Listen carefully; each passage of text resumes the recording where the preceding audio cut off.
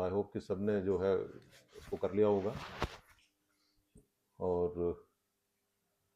Just जहाँ तक इस चैप्टर की बात है, ये बड़ा इम्पोर्टेंट जो है चैप्टर है NABH का, और पेशेंट्स राइट्स एंड एजुकेशन। ठीक है, मतलब राइट्स मतलब जो है कि उसके क्या अधिकार हैं पेशेंट के, और पेशेंट एंड फैमिली जो है या अटेंडेंट्स हैं उनके क्या अधिकार हैं।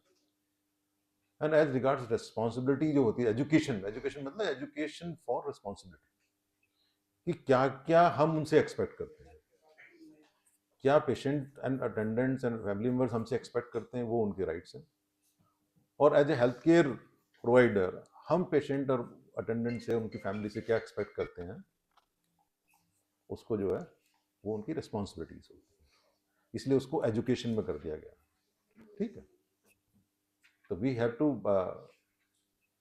educate or inform our own staff regarding the rights of patients, and we have to educate the patient, family, and their attendant regarding their responsibilities.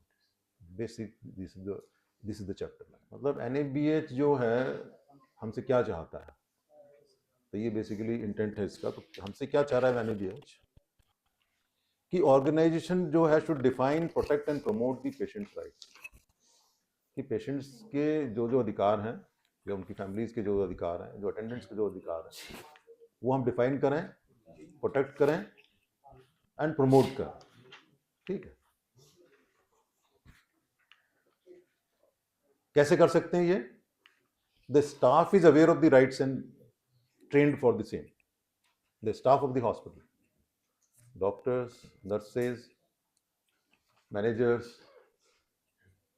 Technicians, security, operations, आपके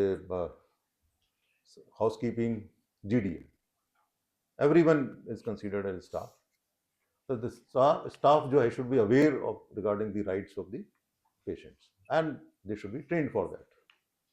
The second thing is patients are informed that these are your rights and these are your responsibilities. इसलिए इसको हम display करते हैं, boards पे लिखते हैं उनके राइट्स को, रिस्पॉन्सिबिलिटीज को, और ऐसी जगह बोर्ड लगाए जाते हैं ताकि जो है परमानेंट प्लेसेस पे, ताकि जहाँ पे पेशेंट्स जो हैं जैसे ही ऑर्गेनाइजेशन के अंदर आते हैं उनको वो दिखाई दे, पता लगे।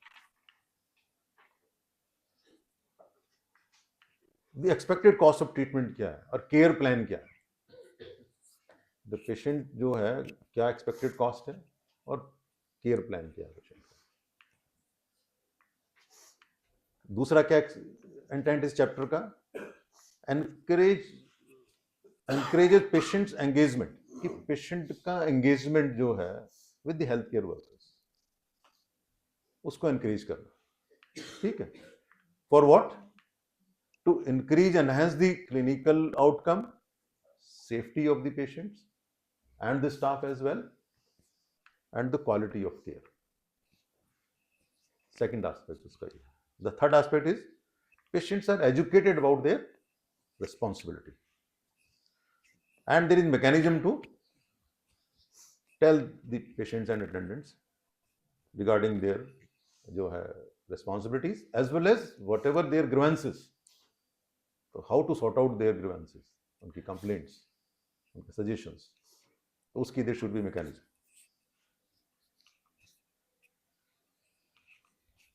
The next intent is informed consent, very very important aspect आज की लाइफ के अंदर।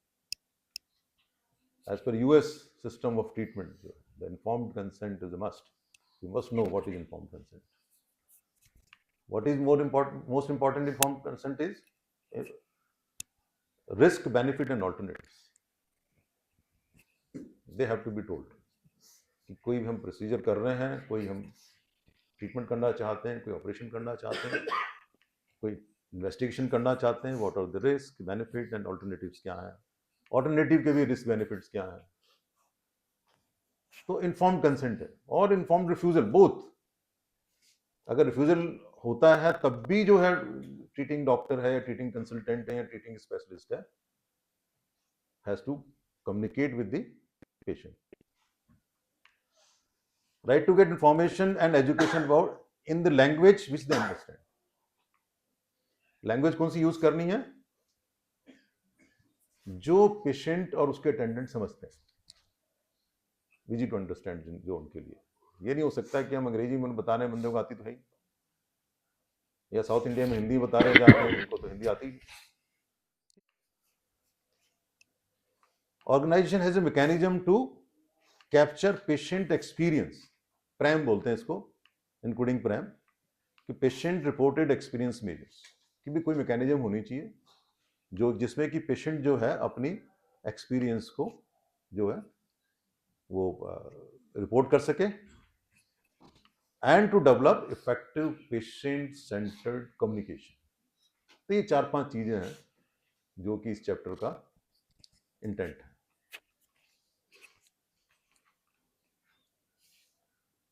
As regard summary of standards, standards basically क्या है कि एक स्टैंडर्ड है जो कि the organisation is suppose to be achieving, और स्टैंडर्ड को अचीव करने के लिए उसके छोटे छोटे ऑब्जेक्टिव्स होते हैं, ठीक है। तो ये इस चैप्टर के अंदर पेशेंट राइट्स एंड रिस्पॉन्सिबिलिटी में 8 स्टैंडर्ड्स दिए गए हैं, और जिनको फिर डिवाइड किया गया है 8 स्टैंडर्ड्स को जो है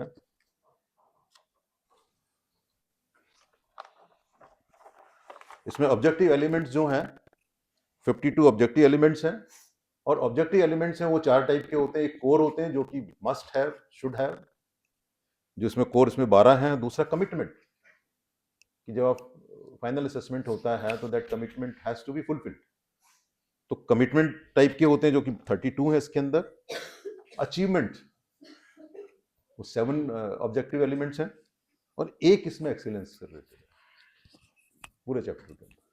तो टोटल 52 ऑब्जेक्टिव एलिमेंट्स, मतलब 8 स्टैंडर्ड्स, 52 ऑब्जेक्टिव एलिमेंट्स। इसमें से कोर शुड हैव 12, कमिटमेंट जो को फुलफिल करना है at the time of final assessment 32, achievement 7, and excellence 1।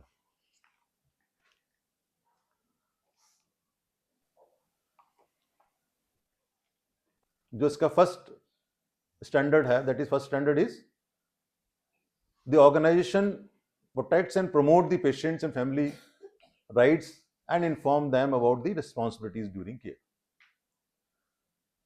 अब इसके ऑब्जेक्टिव एलिमेंट्स हैं, ठीक है, A2E, ठीक है। अब मैं एक एक करके जो है इसको, अब इसमें क्या बोल रहा है कि सबसे पहले जो है डॉक्यूमेंटेड एंड डिस्प्ले होना चाहिए, एक्टिवली प्रमोटेड होने चाहिए, protects right should be protected, report a violation, अगर वायलेशन है तो mechanism to report a violation होनी चाहिए, वायलेशन है तो उसको कैसे डील करना है हमने, एंड देन कैसे एनालाइज करना है, एंड दी करेक्टिव एक्शन क्या क्या है, प्रिवेंटिव एक्शन क्या हो सकते हैं। अब इनको 1 बाय 1 हम लोग जो है देखेंगे कि जो है ऑब्जेक्टिव एलिमेंट के हिसाब से। इसका फर्स्ट कमिटमेंट है कि the patients rights and responsibilities should be documented and displayed. कैसे होने चाहिए? They should be documented, laid down in this, और क्या होने चाहिए, जो चार्टर WHO का जो चार्टर ऑफ पेशेंट्स राइट्स है, या जो आपके स्टैट्यूटरी रिक्वायरमेंट है, जैसे हमारा संविधान कहता है, संविधान में ह्यूमन राइट्स की बात की गई ना, तो हमें उस संविधान को भी ध्यान में रखना है कि एज पर दैट संविधान स्टैट्यूटरी, क्या संविधान हमारा क्या कहता है, हमारे कानून क्या कहता है। Displayed in hospital and prominently visible to the patient, मतलब ऐसी जगह पे डिस्प्ले होने चाहिए इनके, जब आप बोर्ड्स बना रहे हैं या जो भी आप पैम्पलेट्स रख रहे हैं या कुछ रख रहे हैं, जो कि प्रोमिनेंटली डिस्प्लेड हो, विजिबल हो। कोई पेशेंट अंदर आपके हॉस्पिटल में घुसता है, आपके ऑर्गेनाइजेशन में आता है, तो उसको ढूंढना ना पड़े कि कहाँ पे है। जैसे हमारा अपना हॉस्पिटल है तो इसमें जो है आपके लॉबी में भी है, हर फ्लोर के ऊपर लगे डिस्प्ले, पूरा बोर्ड लगा हुआ है। राइट एंड रिस्पॉन्सिबिलिटी पैम्फलेट्स के फॉर्म में भी जो है, जहाँ पे पेशेंट बैठते हैं, वेटिंग एरिया वगैरह, वहाँ पे भी जो है हो सकते हैं, सो दैट कि पेशेंट अगर बैठा है तो आराम से बैठकर उनको पढ़ ले। Information education and communication material, IEC material जो है, इट शुड बी बाइलिंगुअल। तो ये जो वाला जो ऑब्जेक्टिव एलिमेंट है, ये इतनी सी बात करता है कि डॉक्यूमेंट होने चाहिए, फ्रॉम द स्टैट्यूटरी रिक्वायरमेंट पूरी होनी चाहिए, WHO का जो पेशेंट राइट्स हैं चार्टर है उसको फुलफिल करना चाहिए, डिस्प्ले प्रोमिनेंटली होना चाहिए, पैम्फलेट के फॉर्म में भी हो सकता है, और कम्युनिकेशन मटेरियल जो है वो आपका बाइलिंगुअल जो है, जो कि लोकल लोग जिसको समझते हैं। जो इसका सेकंड जो ऑब्जेक्टिव एलिमेंट है, दैट इज अचीवमेंट लेवल का, these rights and responsibilities should be actively promoted. तो how can we promote rights and responsibility? जो हम लोग करते हैं, काउंसलिंग ऑफ द पेशेंट। पहला क्या है? Counselling of the patient and the families. फिर काउंसलिंग कैसी होनी चाहिए? In the format, format and language which they understand. Simple सी चीज है। For outpatient, education material should be easily accessible and prominently displayed. This is for all. जो इसका third objective element है, कोर सी, इसमें जो है the organisation shell ensure, क्या करना चाहिए? प्रोटेक्शन, कि प्रोटेक्शन ऑफ राइट्स की बात कर रहे हैं। क्या कर रहे हैं? प्रोटेक्शन ऑफ राइट्स की बात कर रहे हैं। How to protect? सबसे पहले एजुकेशन ऑफ द स्टाफ, कि staff should be educated, like आज अभी जो है हम लोग कर रहे हैं, ठीक है। And the responsibility in protecting and respecting the patients and family rights, कि जो what ever rights and responsibilities of the patients की हैं, उनके बारे में अवेयर रहें, ठीक है, और उनके प्रोटेक्शन का, और उनको रेस्पेक्ट करें। अगर हम रेस्पेक्ट नहीं करेंगे राइट्स की, तो कैसे फॉलो करेंगे उसको? तो इसका मतलब क्या, इसका मतलब क्या निकलता है कि द स्टाफ का जो बिहेवियर है, जो स्टाफ का जो कंडक्ट है, वो कैसा होना चाहिए? पॉजिटिव एटीट्यूड वाला होना चाहिए। अगर कंडक्ट पॉजिटिव एटीट्यूड वाला नहीं होगा, तो हम जो है अपनी ड्यूटी को जो है ठीक से निभा नहीं सकते। तो इसका मतलब यह है कि हमारा जो whatever is our conduct, whatever is our behaviour, the way we communicate with the patient, it should show the positive attitude. The fourth one is organization, the mechanism to report a violation. In case there is violation, there should be a mechanism. ठीक है, वो कैसे कर सकते हैं हम? सबसे पहले तो हमें ये पता होना चाहिए कि वायलेशन क्या क्या होते हैं, ठीक है। तो क्या क्या कर सकते हैं हम? Compromising the privacy, breaching the confidentiality, disrespect to the religious and cultural needs, very very important. ये जो है रिसेंटली ही ऐड किया गया, पहले इसको इतना ध्यान नहीं दिया था इसके ऊपर। And not providing medical records with in stipulated time, कि दिखाएंगे जो भी वट एवर टाइम फ्रेम हमने ले आउट किया अपने रूल्स के अंदर, ठीक है, तो within those time frame और दैट टाइम फ्रेम दिखाना चाहिए। Violation reported through incident, any violation incident form raise होगा। नर्सिंग स्टाफ जितने भी सुन लीजिए, या आरएम, कोई भी वायलेशन होता है तो उसका इंसिडेंट रिपोर्ट रेज होता है, बहुत इंपॉर्टेंट पॉइंट।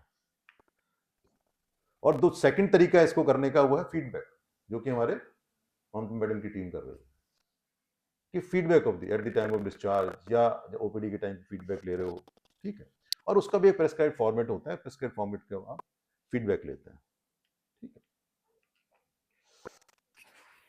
नेक्स्ट जो है प्यारी, जो है इसका कोर ई प्यारी 1 का, the top leadership of the organisation जो है, what corrective action and preventive action they are taking, और is there any mechanism to take the corrective action और preventive action.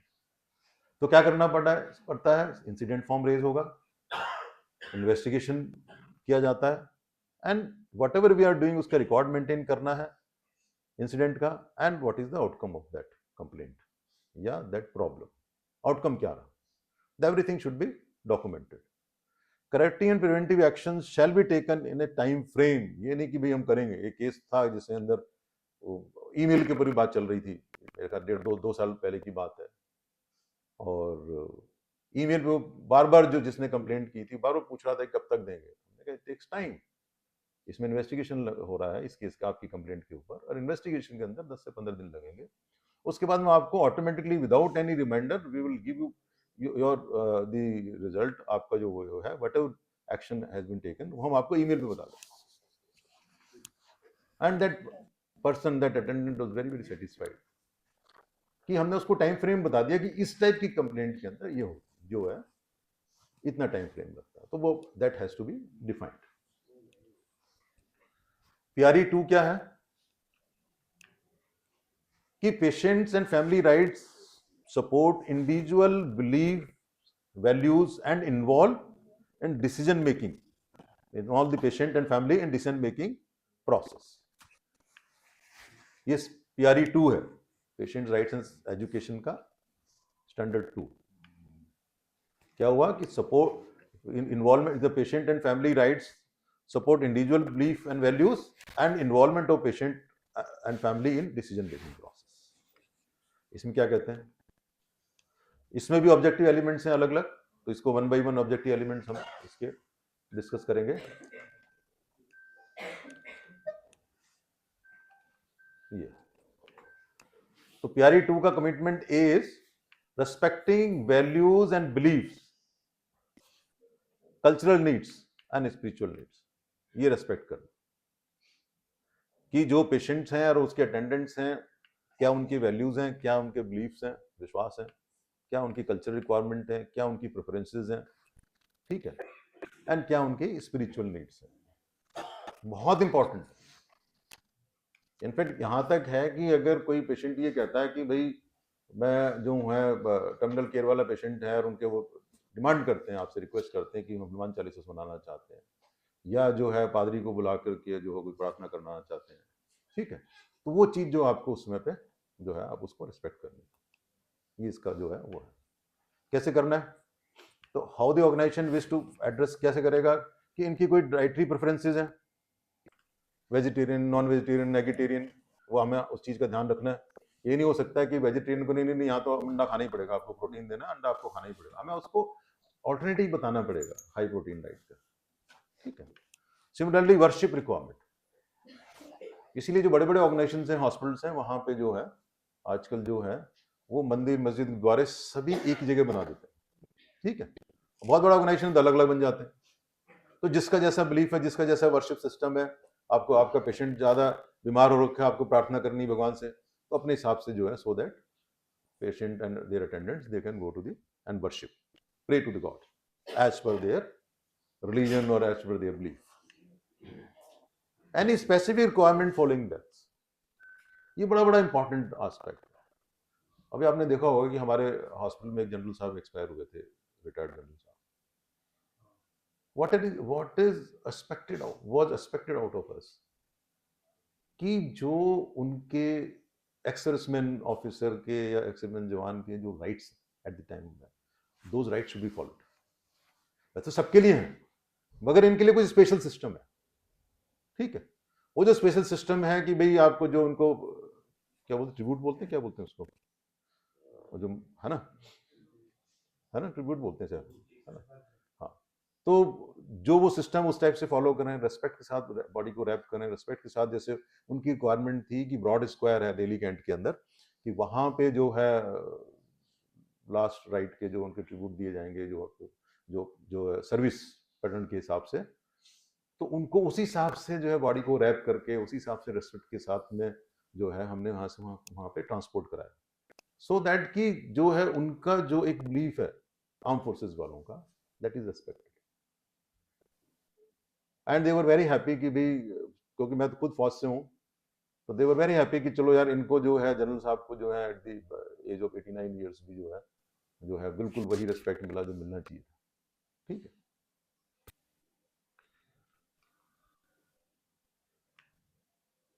PRE 2 commitment B क्या है इसके अंदर, respect for personal dignity and privacy. जो हमारा संविधान का प्रस्तावना है वहां पे भी इसकी बात की गई है, डिग्निटी एंड प्राइवेसी की.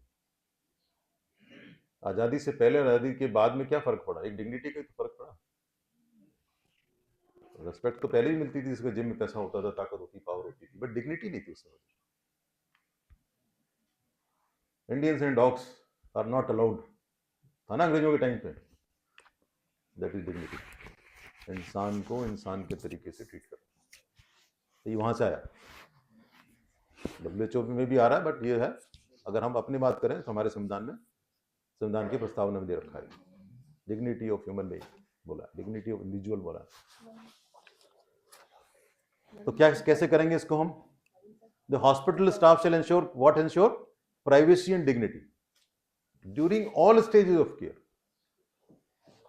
मतलब पेशेंट की एंट्री से लेकर के और आईसीयू से लेकर के मॉर्चरी तक, and even after the mortuary, the dignity of live and dead maintain कर लिया। Develop the necessary guidelines for the same, कैसे करना है उसको, वो एक गाइडलाइंस होनी चाहिए। The patient is exposed just before actual procedure, ये नहीं कि आपने कोई प्रोसीजर करनी है और बंदे को जो है कपड़े उतारो यार, पेंट उतारो, लेट जाओ और उसका गप्पे लगाने बैठ के चाय आगे करना है ना। जब हम कर रहे हैं, एग्जामिनेशन करने जा रहे हैं या कुछ करने जा रहे हैं, उसी समय पेशेंट शुड बी एक्सपोज्ड। यहाँ डिग्निटी की बात आती है, इसी को डिग्निटी कहते हैं, डिग्निटी का रेस्पेक्ट करते हैं, ठीक है। फोटोग्राफिक एंड रिकॉर्डिंग प्रोसीजर, जो हम लोग जैसे वीडियोस बनाते हैं करते हैं, इसलिए मैंने जो बनाया था उसमें जो है बाकायदा प्रॉपर कंसेंट ली जाती है कि जब तक कंसेंट नहीं होगी आप किसी का फोटो नहीं खींच सकते, किसी की वीडियो नहीं बना सकते। तो हमारा जो कंसेंट फॉर्म है, इसलिए मैंने इन लोगों को जो है हॉस्पिटैलिटी वालों को बता रखा है कि जिसकी भी आप वीडियो बनाते हैं, बात करते हैं, उनसे आपने सिग्नेचर लेना, ठीक है। उनको बताना है कि भाई ये है, इसको हम जो है मीडिया में भी दे सकते हैं, ठीक है, पब्लिसिटी के पॉइंट ऑफ व्यू से। बट जब भी इस टाइप की चीज करते हैं, पेशेंट की आइडेंटिटी रिवील नहीं होनी चाहिए, ठीक है, ये चीज ध्यान रखना। मतलब मैडम इस चीज का ध्यान रखिएगा। देन पीआरई 2 में commitment, what is commitment? E C है, प्रोटेक्शन फ्रॉम नेग्लेक्ट और अब्यूज, कि patient and their attendant they should never be neglected और अब्यूज्ड। नेग्लेक्ट कैसे हो सकते हैं? फॉलिंग फ्रॉम द बेड और ट्रॉली, नेग्लिजेंस है। कोई assault, man handling, repeated internal examination, unwarranted repeated internal examination, this is also included in abuse. Special precautions for vulnerable patients, vulnerable patient कौन कौन से हैं? बच्चे, elderly people, neonates, physically and mentally challenge patients, comatose patient, patient under anaesthesia. तो special precaution इस समय पे लेनी है कि इनके रेस्पेक्ट, डिग्निटी सब कुछ मेंटेन होनी है। यानी पेशेंट बेहोश है, कोई बात नहीं, उगड़ा हुआ है ना, पेशेंट को आप शिफ्ट कर रहे हैं, प्रॉपर जो है पेशेंट को आपने कवर करके, जो है गर्मी है तो चादर से और अदर ब्लैंकेट से कवर करके, इसीलिए जो हर बेड के ऊपर, हर ट्रॉली के ऊपर जो है बेडशीट एंड ब्लैंकेट हमेशा रखा जाता है, सो दैट कि अगर हम शिफ्ट कर रहे हैं पेशेंट को place A to place B, internal और एक्सटर्नल, ठीक है, तो वो जो है इस चीज का हमने स्पेशल ध्यान रखना है for all patient, but specially for this vulnerable patient, क्योंकि ये तुमको पता ही नहीं। हाँ सर। सर ये हम आयुष्मान भारत के पेशेंट्स का सर्जरी के टाइम पे जब वो अंडर एनेस्थीसिया होते हैं, उनकी फोटोग्राफ्स लेते हैं, क्योंकि फोटोग्राफ आयुष्मान भारत को भेजनी होती है, लेकिन उस चीज का कंसेंट नहीं लिया कभी भी। लेनी चाहिए पहले, वो वैसे तो वो गवर्नमेंट की रिक्वायरमेंट है, गवर्नमेंट ऑर्डर्स हैं, तो government orders have to be followed, ठीक है, तो वहां पे कवर हो रहा है। बट डिस्पाइट दैट जो है उसमें लिख सकता है कि गवर्नमेंट ने आदेश दिया है, अपने कंसेंट में उसको डाल दो, उसमें डाल दो, उसमें क्या होगा, बस, ठीक है, उसमें ऐड कर दो, बड़ा इंपॉर्टेंट पॉइंट है, ठीक है। हम तो गवर्नमेंट के ऑर्डर्स फॉलो कर रहे हैं, बट गवर्नमेंट ऑर्डर फॉलो करने में भी कंसेंट चाहिए ना। नहीं, बिल्कुल पता होना चाहिए, बिल्कुल पता होना चाहिए, क्योंकि वल्नरेबल है उस समय पे, स्पेशली जब पेशेंट अनकॉन्शियस है। And most of the time, sir, for us it's very difficult as a genitourinary surgeon. So especially if the patient is female, so उसका फेस, हाँ, बट पीसी जैसे बहुत सारे टाइम पे वो मांगते हैं सर कि आप ऑपरेटेड एरिया का फोटो भी भेजो। नहीं, ऑपरेटेड एरिया का फोटो तो नहीं, देखो डॉक्टर साहब, ऐसा है कि ऑपरेटेड एरिया का फोटो तो हमारी किताबों में भी है ना, बट उसमें पेशेंट का नाम तो नहीं लिखा। नहीं, उसमें भी लिखा हुआ है सर कि पेशेंट का फेस भी आना चाहिए और वो भी अलग अलग कर लो, अलग अलग कर लो, अगर ये तो लीगल चीजें हैं, ठीक है, क्योंकि उसके साथ में अगर हम करेंगे देन इट इज वायलेशन। ये भी लिख के देना चाहिए, लेकिन सर एज ए इंस्टीट्यूशन हम लोगों को भी, ठीक है, आयुष्मान भारत को ये ठीक पेशेंट है, का राइट जो है, हाँ, ये क्योंकि वो जो बहुत ज्यादा लोगों ने जो है बेईमानी करनी शुरू की थी, तो उस वजह से उन्होंने बोला फेस भी आना चाहिए, बट पेशेंट का पहले और बाद में जो है इसका रास्ता ये हो सकता है कि आप ऑपरेटेड एरिया का तो भाई जो वटेवर जो उन्होंने बताया, बट उसका पहले और बाद का फोटो तो होना चाहिए ना, पहले का और बाद का। ठीक है, ये चीज अगर बाकी स्टैट्यूटरी रिक्वायरमेंट नहीं है, वो गवर्नमेंट ऑर्डर्स है। गवर्नमेंट ऑर्डर्स जो है अगर कल को कोई कोर्ट में जाता है तो उसको रिवर्ट किया जा सकता है। बस PRE 2 ऑब्जेक्टिव जो element D, whatever information we are gathering from patient to be considered confidential। ठीक है, इसको कैसे मेंटेन करना है हमने? To maintain the confidentiality of all patients related information, staff shall avoid patient related discussion in public places. ये नहीं हो सकता कि पब्लिक प्लेस पे उस चीज को डिस्कस करें, किसी भी पेशेंट की कॉन्फिडेंशियल इंफॉर्मेशन, क्योंकि ये जो इंफॉर्मेशन है ये क्या है? प्रिविलेज्ड कम्युनिकेशन है। क्या है ये? privileged communication. It is because of our privilege as a doctor, as a healthcare giver. It is our privilege to know the confidential चीज जो है information of patient। ठीक है, ये हमारा privilege है, इसलिए वो confidential information हमें बताया जाता है। ठीक है, बट हम अपने privilege को मिसयूज नहीं कर सकते। क्या क्या कहता है privilege communication में? confidential information furnished by the patient to a professional authorized by law to provide care and treatment। It is our privilege as a professional, as a doctor, as a nurse। ठीक है, but इसको we cannot discuss कि public बैठे हुए चाय P रहे हैं cafeteria के अंदर, डिस्कस कर रहे हैं नाम लेके पेशेंट का। ठीक है, तो वो चीज डिस्कस नहीं होनी चाहिए।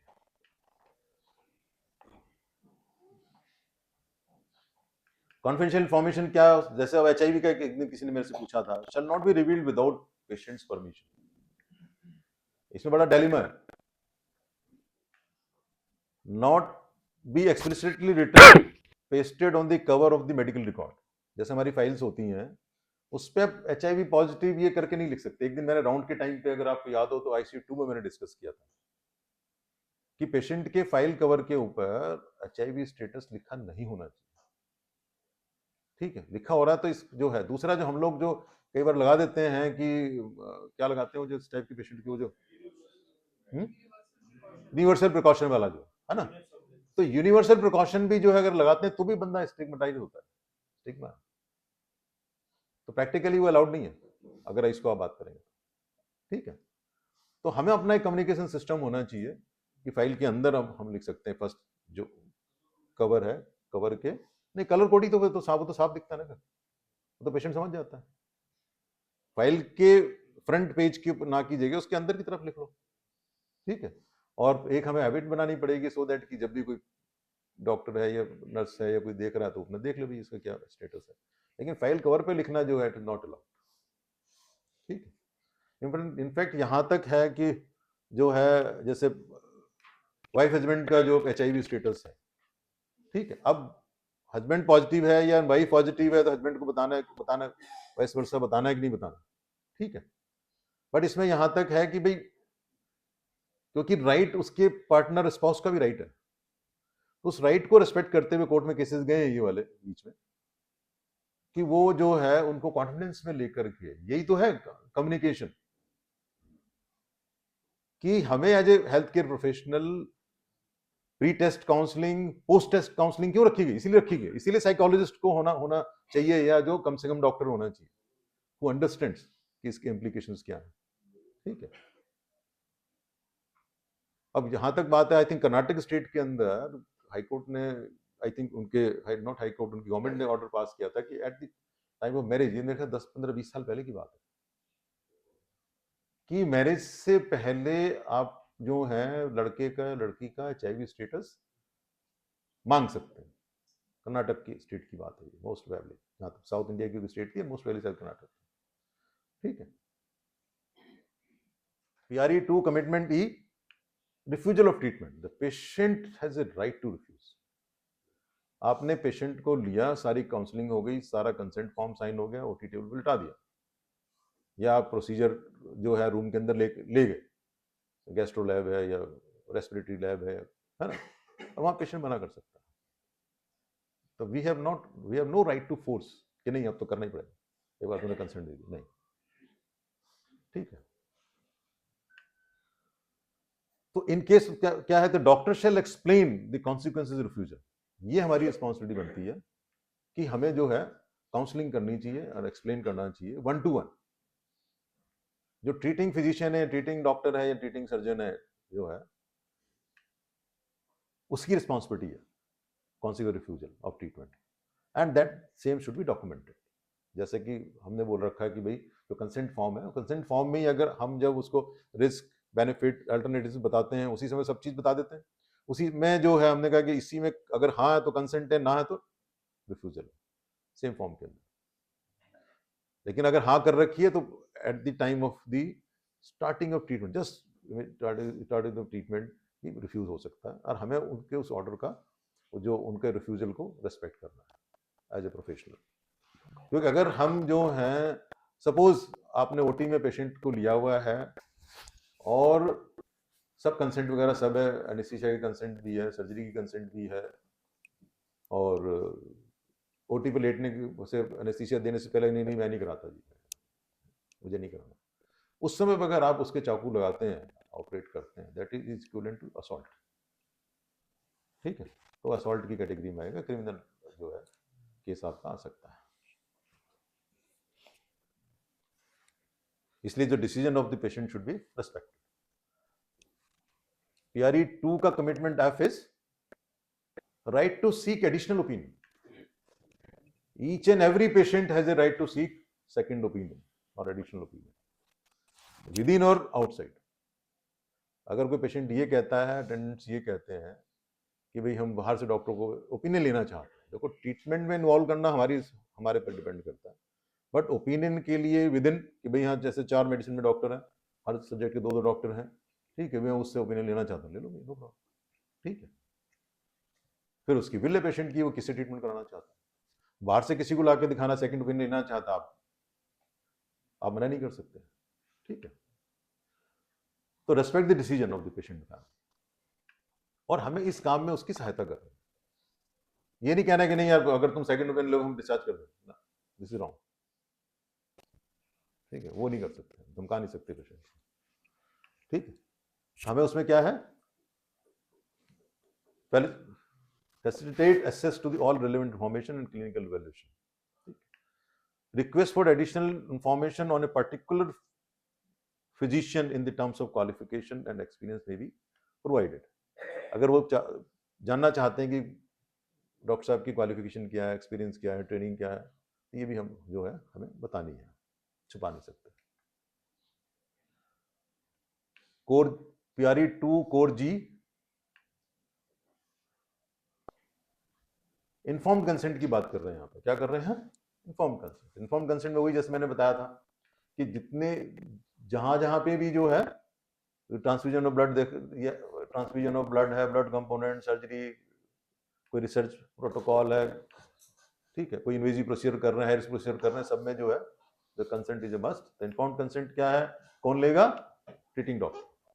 किसकी रिस्पॉन्सिबिलिटी है, जो ट्रीटिंग डॉक्टर है, ट्रीटिंग कंसल्टेंट, उनकी रिस्पॉन्सिबिलिटी है। A doctor member of the treating या आपकी टीम का डॉक्टर मेंबर। ये नहीं हो सकता कि डॉक्टर साहब ने समझा दिया और सिस्टर ने कंसेंट ली, ना, वो अलाउड नहीं। मिनिमम डॉक्टर होना चाहिए, स्पेशली फर्स्टली तो जो ट्रीटिंग डॉक्टर होना चाहिए, और अगर ट्रीटिंग डॉक्टर बिजी हैं, बड़ी टीम है, तो उनकी टीम का कोई दूसरा डॉक्टर जो है लेगा, जो कंसेंट ले रहा है, दैट डॉक्टर, चाहे वो टीम का हो, that doctor has to be present during the entire process of treatment या प्रोसीजर या इन्वेस्टिगेशन, उसको होना जरूरी है। ये नहीं हो सकता कि जो है टीम में 5 डॉक्टर हैं, एक ने लिया और वो है ही नहीं उस टाइम कंसेंट लेने वाला, ना, that person has to be present during the entire procedure of treatment. ये कहाँ पे लेना है, ये नीचे आ गया। ठीक है, then right to complain, how क्या कहता है, राइट टू, ये PRE 2 commitment H, right to complain and information on how to voice a complaint. क्या कहता है कि पेशेंट को राइट टू कंप्लेंट है, and methodology of the complaint क्या होगी वो हमें बताना जरूरी है। The displayed patient right shall include complaint mechanism must be accessible and redressal of complaint must be fair and transparent. Whatever जो हम इन्वेस्टिगेट करेंगे वो फेयर एंड ट्रांसपेरेंट होना चाहिए, ये इसमें यही बोला गया एच के अंदर. प्यारी 2 commitment I, information on the expected cost. कि भी एक्सपेक्टेड कॉस्ट क्या रहेगी, तो कॉस्ट में क्या क्या इंक्लूड कर लेते हैं, कंसल्टेशन, प्रोसीजर, इन्वेस्टिगेशन. इस सबका जो एक्सपेक्टेड कॉस्ट जो है आपको हमने क्या करना होता है, राइटिंग में देना होता है. क्या होगा, giving written estimate. What estimated cost it has to be given in writing. ये नहीं हो सकता कि नहीं एक 50,000 लगेंगे ना, आपको राइटिंग में वो कागज देना है कि भाई एक्सपेक्टेड कॉस्ट ही है. Making the consent tariff available. आप जो वट टैरिफ है, हमारे स्टैंडर्ड टैरिफ है किसी भी ऑर्गेनाइजेशन के, हॉस्पिटल के, वो टैरिफ आपके जो है, अगर अटेंडेंट मांगता है, पेशेंट मांगता है, तो आपको दिखाना, उसको देखना उनका अधिकार है. ये नहीं हो सकता है कि किसी प्रोसीजर के आपने जो है 50,000 लगा रखे हैं अपनी टैरिफ के अंदर, अब उसे 1 लाख देना. वट एवर आपकी standard tariff has been decided by the organisation. ठीक है, उसको पूरा अधिकार है वो टैरिफ लिस्ट को देखने का. Access to their clinical records, एक राइट है इनका, पेशेंट्स का, अटेंडेंट्स का, फैमिलीज का, कि वट एवर क्लिनिकल रिकॉर्ड्स हैं, they if they demand they should be shown.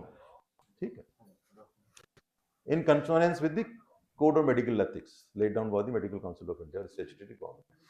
ठीक है, इसके हिसाब से जो भी है कोड ऑफ मेडिकल एथिक्स और स्टैट्यूटरी रिक्वायरमेंट, जो भी अपने जिस भी कंट्री में आप काम कर रहे हैं, उसके हिसाब से every patient has access to की जो है रिकॉर्ड्स, आपको उसको दिखाना. आप ये नहीं कर सकते कि हम नहीं दिखाएंगे. ठीक है, बट ये नहीं हो सकता है कि कोई अटेंडेंट आके बोले, मोहल्ले वाला आके बोला कि मैं इसका चाचा हूँ, या मैं इसका ताऊ हूँ, या मैं इसका बहन हूँ, या भाई हूँ, उसके बाद असेस रिकॉर्ड को देखने का अधिकार नहीं है.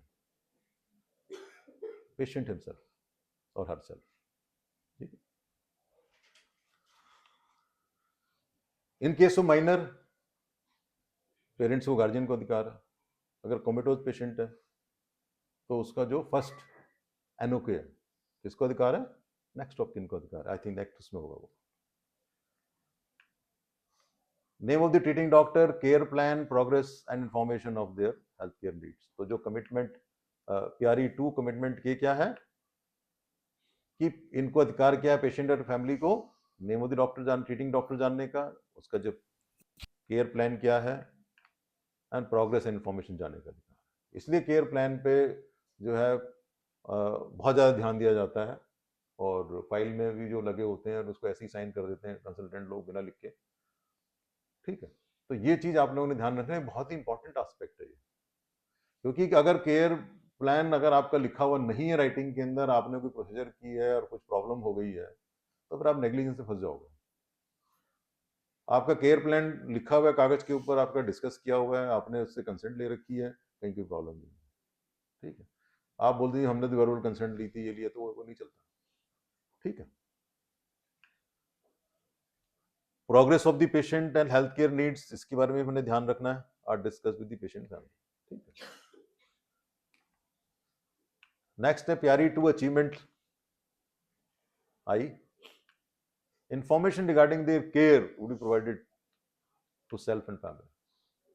कि क्या हम जो whatever we are doing उसकी पूरी इंफॉर्मेशन क्या है, कि किसके टाइप के जो है organization needs to involve the mechanism to provide sensitive and or confidential information to the patient and the next of kin if desired by the patient. कि जो भी सेंसिटिव इंफॉर्मेशन है, कॉन्फिडेंशियल इंफॉर्मेशन है, वो patient को बताना जरूरी है, और नेक्स्ट ऑफ किन को जब अगर वो बोलना चाहता है कि भाई मेरे वाइफ को बता दिया जाए, या मेरे हस्बैंड को बता दिया जाए, या मेरे बच्चों को बता दिया जाए, या मेरे माँ बाप को बता दिया जाए, इस टाइप से. इन केस ऑफ माइनर जो इंफॉर्मेशन जो है पेरेंट्स और गार्जियन के साथ में शेयर की जा सकती है, और करनी चाहिए, करनी पड़ेगी आपको. तीसरा चैप्टर है इसका, तो स्टैंडर्ड 3 क्या है कि पेशेंट एंड और family members are educated to make informed decision and involve in the care planning and delivery process. ठीक है, तो वट एवर इन्फॉर्म्ड डिसीजंस हैं जो है, एजुकेटेड जो है, उनको हमने काउंसलिंग के तौर पे या राउंड के टाइम पे जब भी हम पेशेंट का कम्युनिकेट कर रहे हैं, ये चीज़ उनको जो है इन्फॉर्म डिसीजंस जो है, अगर इन्फॉर्म डिसीजन होगा तो नेग्लिजेंस के या फंसने के चांसेस कम से कम हो जाएंगे। ठीक है।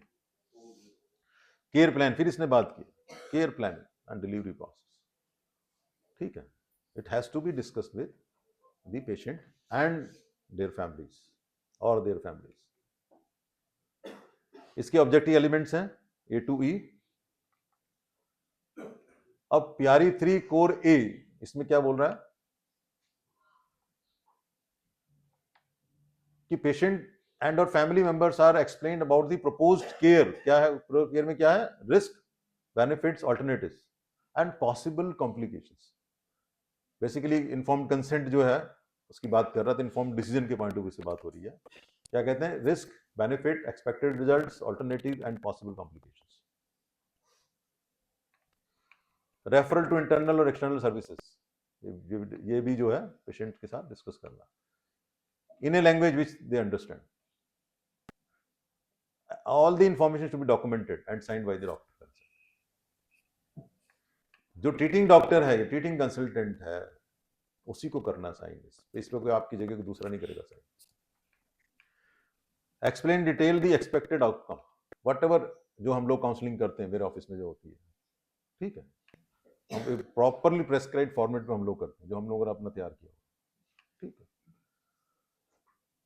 और वो जो काउंसलिंग होती है उसमें पॉसिबल कॉम्प्लिकेशंस भी, जो आउटकम है, एक्सपेक्ट है, रिस्क, बेनिफिट, जो भी प्रोसीजर हम एडवाइस कर रहे हैं वो उसमें risk, benefit, expected results, alternatives कोई है तो, पॉसिबल कॉम्प्लिकेशन कोई है तो, ठीक, ये सारे उसमें हम लोग जैसे हम लोग डिस्कस करते हैं बिल्कुल इस हिसाब से होना चाहिए।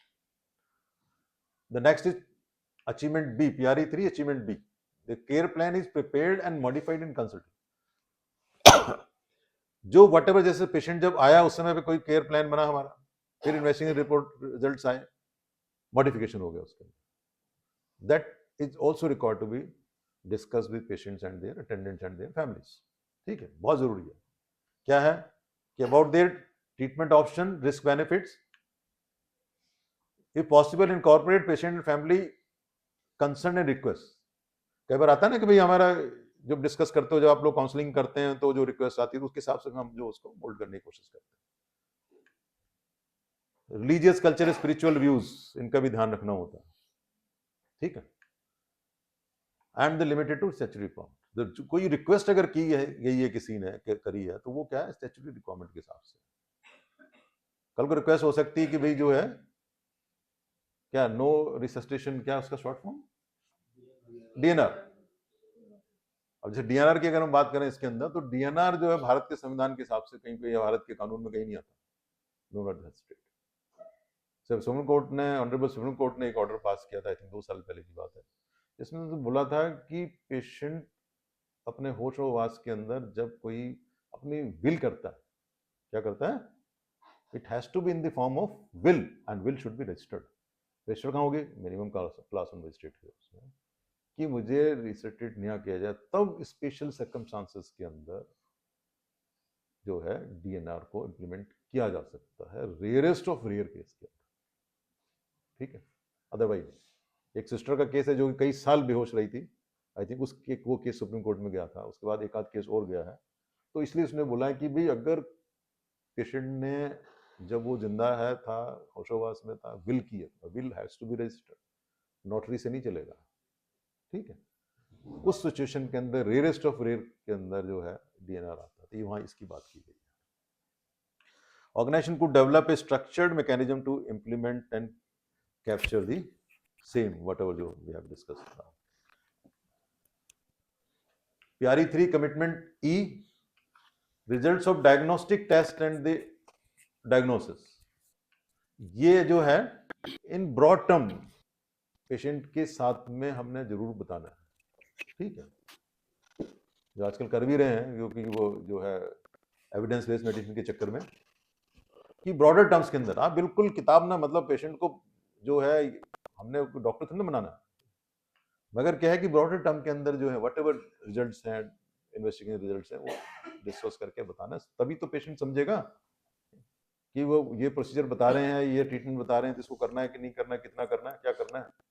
या हमसे कराना चाहता है कि नहीं कराता है, या रिफ्यूजल तभी तो आएगा उसके बाद। प्यारी 3 कमिटमेंट डी क्या है?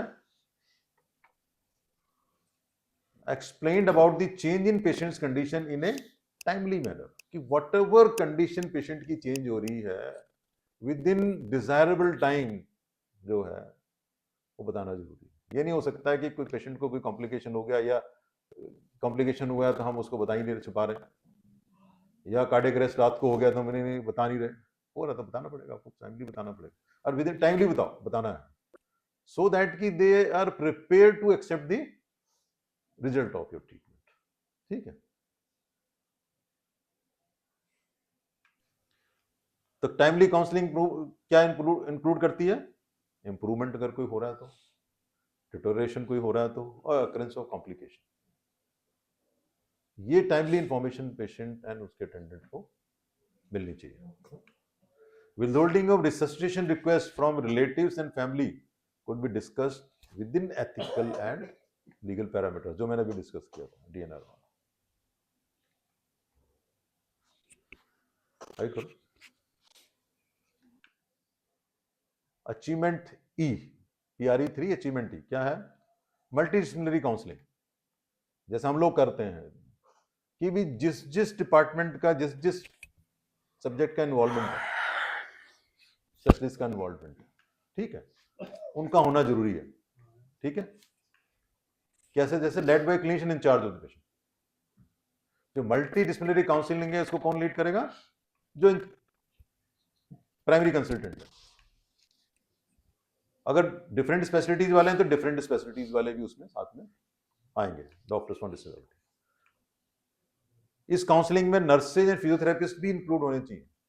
कि अगर आप कोई एक्सरसाइज बताना चाह रहे हैं, फिजियोथेरेपी बताना, जैसे आप लोग TKR करते हैं जो है, और TKR में अगर फिजियोथेरेपिस्ट को हम इंक्लूड ही नहीं कर रहे अगर काउंसलिंग के अंदर, तो कैसे पता लगेगा पेशेंट को उसने करा कि नहीं करा? तो जब भी जो है सपोज TKR के लिए, THR के लिए, इसके लिए हम काउंसलिंग कर रहे हैं, तो फिजियोथेरेपिस्ट को बुलाएंगे तो पेशेंट को लगेगा, अटेंडेंट्स को लगेगा कि भाई जो है ये भी बहुत इंपॉर्टेंट एस्पेक्ट है। ठीक है, किसकी करनी multidisciplinary counselling? Critically ill patients, potential organ donors and long stay patient, कि जिसका लॉन्ग स्टे हो रहा है।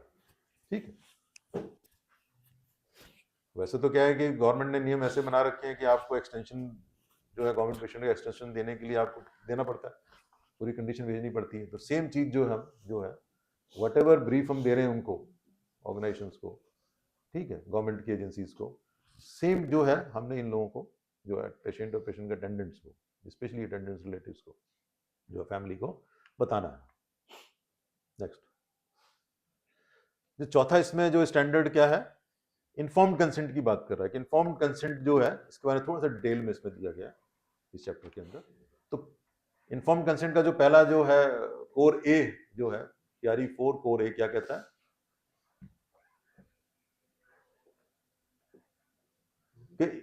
Organization obtains informed consent from the patient or family for situations where informed consent is required। ठीक है, क्या कहते हैं कि भाई लिस्ट ऑफ प्रोसीजर, जिसके लिए हमने इन्फॉर्म कंसेंट लेनी है, तो जो भी हमारी प्रोसीजर्स हैं, सर्जरीज हैं, ठीक है, उसके लिए इन्फॉर्म कंसेंट जो है इसने कह रहा है कि एक क्रॉस लिस्ट ऑफ जो है प्रोसीजर्स ये वो बननी चाहिए, keeping in mind the requirement of the standard जो बनना है। दूसरा, जो जितने भी ये एक्ट्स हैं इनको भी हमें ध्यान में रखना है, जैसे MTP एक्ट है, PCPNDT एक्ट है, जो transplantation of human organ act है, HIV/AIDS एक्ट है, NACO ऑर्गेनाइजेशन ने जो रूल्स लेट डाउन किए वो हैं, इन सबको ध्यान में रखते हुए जो है हमें इन्फॉर्म्ड कंसेंट का जो है ध्यान रखना है। ठीक है, the organisation shall have written guidance explaining the steps involved in the informed consent process and the person responsible, the staff are made aware of the same. तो हमारा जो स्टाफ है सबको ये पता होना चाहिए कि जो इन्फॉर्म्ड कंसेंट है उसको लेने का क्या तरीका है, कौन कौन से कानूनों का जो एक्ट्स का हमें ध्यान रखना है। तो वो जो एक्ट्स जो है MTP, PCPNDT act, organ transplant act, HIV/AIDS act. Organ transplant बड़ा इंपॉर्टेंट है कि आपको डोनर का जो है, ऐसा तो नहीं भी पैसे देके डोनर को आपने कर, वॉलंटरी डोनरशिप है, डोनर है इसके अंदर। इंक्लूडिंग आपको ब्लड जो है डोनेशन करते हैं या आई डोनेशन है, ठीक है, सब में इन्फॉर्म्ड कंसेंट।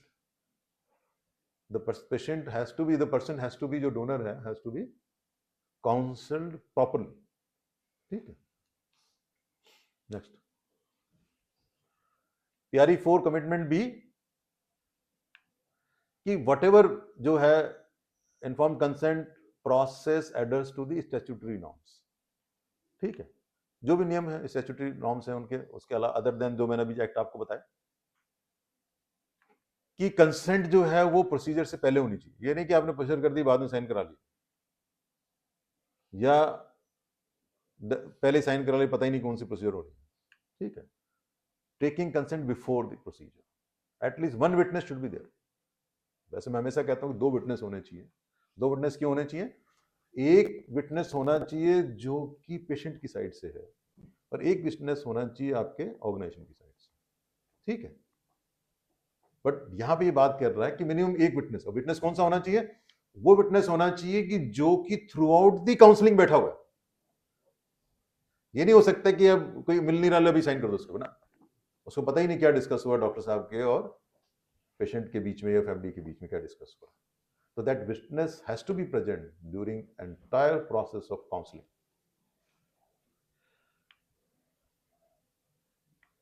कुछ कंसेंट ऐसी भी हैं जो कि लॉन्ग टर्म कंसेंट है, 6 मंथ्स की कंसेंट दे सकते हैं, जहां पे रिपीटेड प्रोसीजर्स हो रही हैं, सेम टाइप ऑफ प्रोसीजर हो रहा है। डायलिसिस हो रहा है,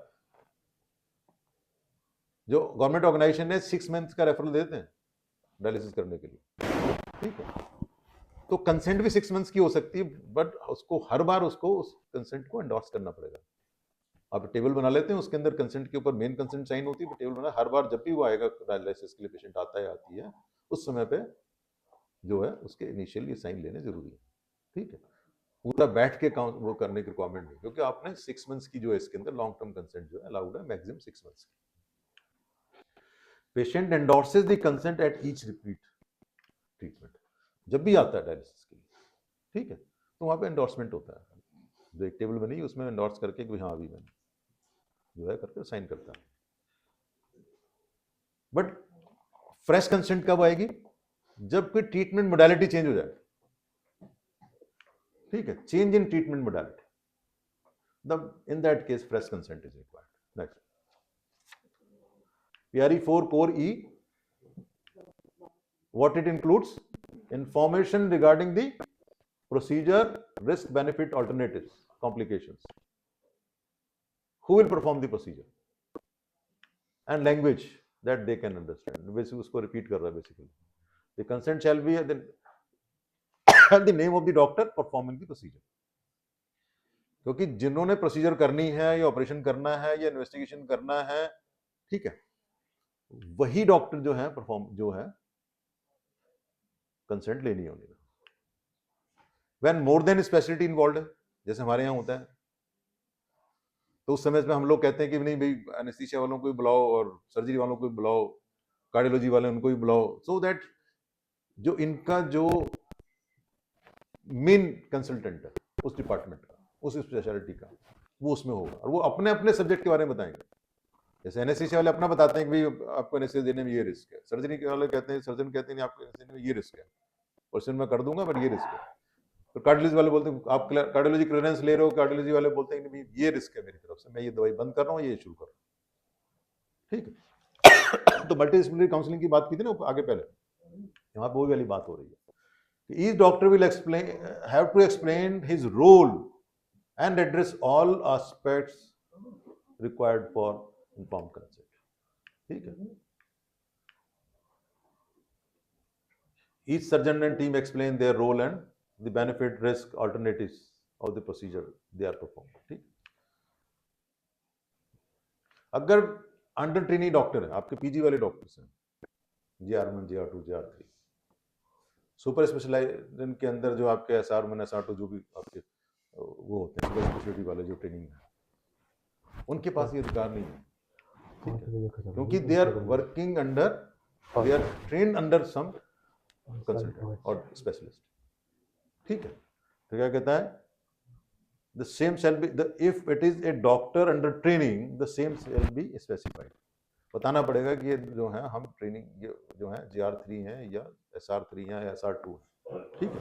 name of the quality doctor, जो जिस डॉक्टर के आप जिस भी कंसल्टेंट के स्पेशली सुपर स्पेशलिस्ट के आप PG स्टूडेंट हैं, उसका नाम यहाँ पे आना जरूरी है कि हम किस यूनिट के हैं और हमारे जो है क्या कहते हैं अपना सुपरवाइजिंग डॉक्टर कौन है, ठीक है।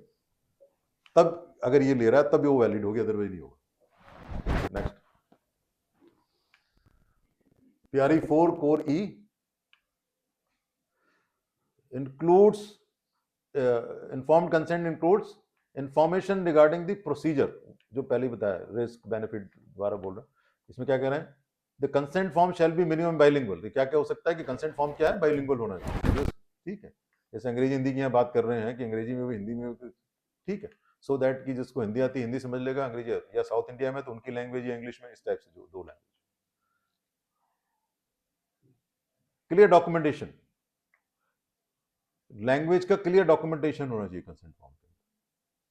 और अगर हमें इंटरप्रेटर की रिक्वायरमेंट है तो इंटरप्रेटर का name and identification is a must, ठीक है। Name and identity of the interpreter if it is required, ठीक है।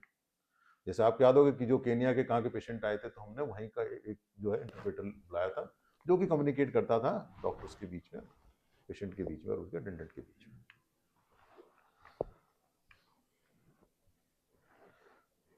The focus is on informed consent as a process of effective communication between a doctor and patient and not a signature on a form. It is basically क्या है, ये कि सिर्फ signature की बात नहीं हो रही यहाँ पे, not a signature on A form, it is basically process of effective communication है, ठीक है। जब जब हमारा इफेक्ट कम्युनिकेशन में प्रॉब्लम होगी तब तब ही लिटिगेशन के चांसेस होते हैं। Next, PRE 4 commitment D, the organization describes who can give consent, मतलब कंसेंट कौन दे सकता है। इस पर कई बार मैंने क्लास ली है। अगर पेशेंट इनकेपेबल हो देने की at that point of time, ठीक है, पेशेंट बेहोश है या पेशेंट जो है साइकेट्रिक पेशेंट है या कुछ माइनर है, ठीक है, या जो है टाइम पर्सन प्लेस के लिए ओरिएंटेड नहीं है, ठीक है। तो एक कॉम्पिटेंट एडल्ट जो who can give the consent, एक कॉम्पिटेंट एडल्ट क्या है, when the patient is capable of giving consent and above the legal age for giving consent. No one can consent on behalf of a competent adult. Very very important, जो कि अभी भी लोगों के साथ समझ में नहीं आ रहा है कि बेटे बाप के लिए कंसेंट नहीं दे सकते, बाप बेटे के लिए कंसेंट नहीं दे सकता अगर दोनों के दोनों एडल्ट हैं। बेटा अगर एडल्ट है, बच्चे अपने माँ बाप के लिए नहीं कर सकते कि भाई इसको ऐसे कर दो वैसे कर दो और ये कर दो, ठीक है। इसलिए हम कहते हैं कि हमेशा जो है, जो पेशेंट है चाहे वो आईसीयू में बैठा हुआ है कहीं भी बैठा हुआ है, as long as the person is age criteria पूरा कर रहा है, oriented to time person place है, तो पेशेंट के खुद के साइन होने जरूरी हैं। अगर पेशेंट के खुद के साइन हैं उस सिचुएशन के अंदर जो एक अटेंडेंट, एक आपको विटनेस चाहिए होता है, तो वो जो उसका अटेंडेंट है या फैमिली मेंबर है, that person can become witness. कहते हैं ना, at least one witness has to be there. वो जो वन विटनेस है वो कंसेंट गिवर नहीं हो सकता, जो फैमिली मेंबर है, ठीक है। हमेशा इसको ध्यान रखो, नहीं तो फंसते हैं फिर उसके अंदर। अब किस ऑर्डर प्रेफरेंस के अंदर जो है नेक्स्ट ऑफ किन दे सकते हैं, क्या कहता है, अगर independent, if the patient is incapable of independent decision making है, अगर नहीं दे पा रहा है किसी वजह से, साइकेट्रिक प्रॉब्लम है, बच्चा है 12 साल से कम का, अनकॉन्शियस पेशेंट है, ठीक है, तो ऑर्डर प्रेफरेंस क्या नेक्स्ट ऑफ किन की, सबसे पहले स्पाउस आता है, wife as husband, husband to the wife, फिर बेटा आएगा, फिर डॉटर है, फिर बच्चों के उसमें पेरेंट्स हैं, माँ बाप में कोई, फिर नहीं मिलता तो ब्रदर्स आ सकते हैं, लास्ट में सिस्टर, ठीक है। तो इसी उसके अंदर ये नहीं, मतलब फादर के लिए ये नहीं कहा कि सिस्टर वो आके बोल रही है कि इसको ट्रीटमेंट कर दो ना, मेरे साथ ही रहते हैं ना, ये हो ही नहीं सकता, ठीक है। जिसको नेक्स्ट ऑफ इन कौन है, जिसको प्रॉपर्टी में राइट मिल रहा है, वो नेक्स्ट ऑफ किन है। ठीक है जी। फॉर लाइफ थ्रेटनिंग सिचुएशंस, अगर है उस सिचुएशन के अंदर ट्रीटिंग डॉक्टर, और जो है ये कह रहा है कि अनदर डॉक्टर होना चाहिए, बट जो उसमें एमएस का बेसिकली, जो अगर आप डॉक्यूमेंट्स उठा के देखोगे तो उसमें एमएस का दे रखा है, ठीक है। लेकिन अगर नहीं अवेलेबल, रात को 2 बजे कोई प्रोसीजर हो रही है, एमएस आप फोन नहीं उठा पा रहे मेडिसिन किसी वजह से या नहीं बता रहे हैं, तो जो सेकंड डॉक्टर है, जैसे हमारा हॉस्पिटल है, at any given point of time रात को भी 6 से 7 डॉक्टर्स होते हैं यहाँ पे, ठीक है।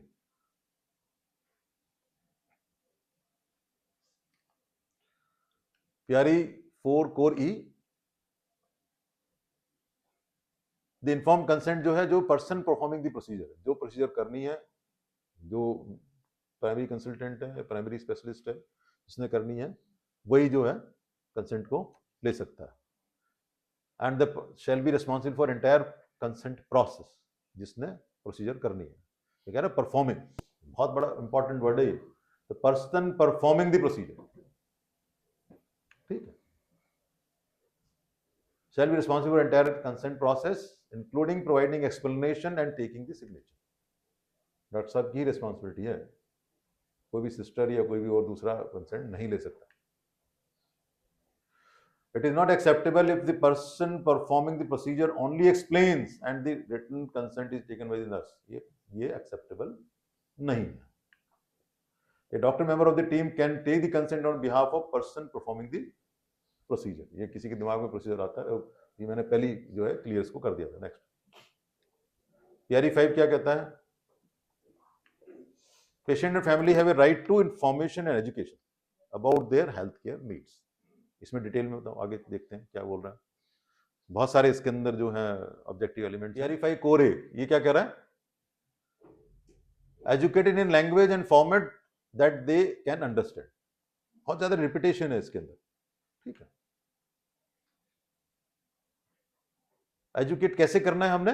Through counselling, use of printed material और ऑडियो विजुअल, ठीक है।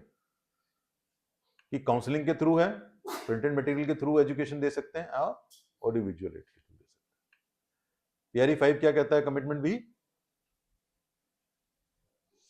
The patient and family are educated about the safe and effective use of medication. क्या कहता है? Safe and effective use of medication की बात कर रहे हैं यहाँ, ठीक है।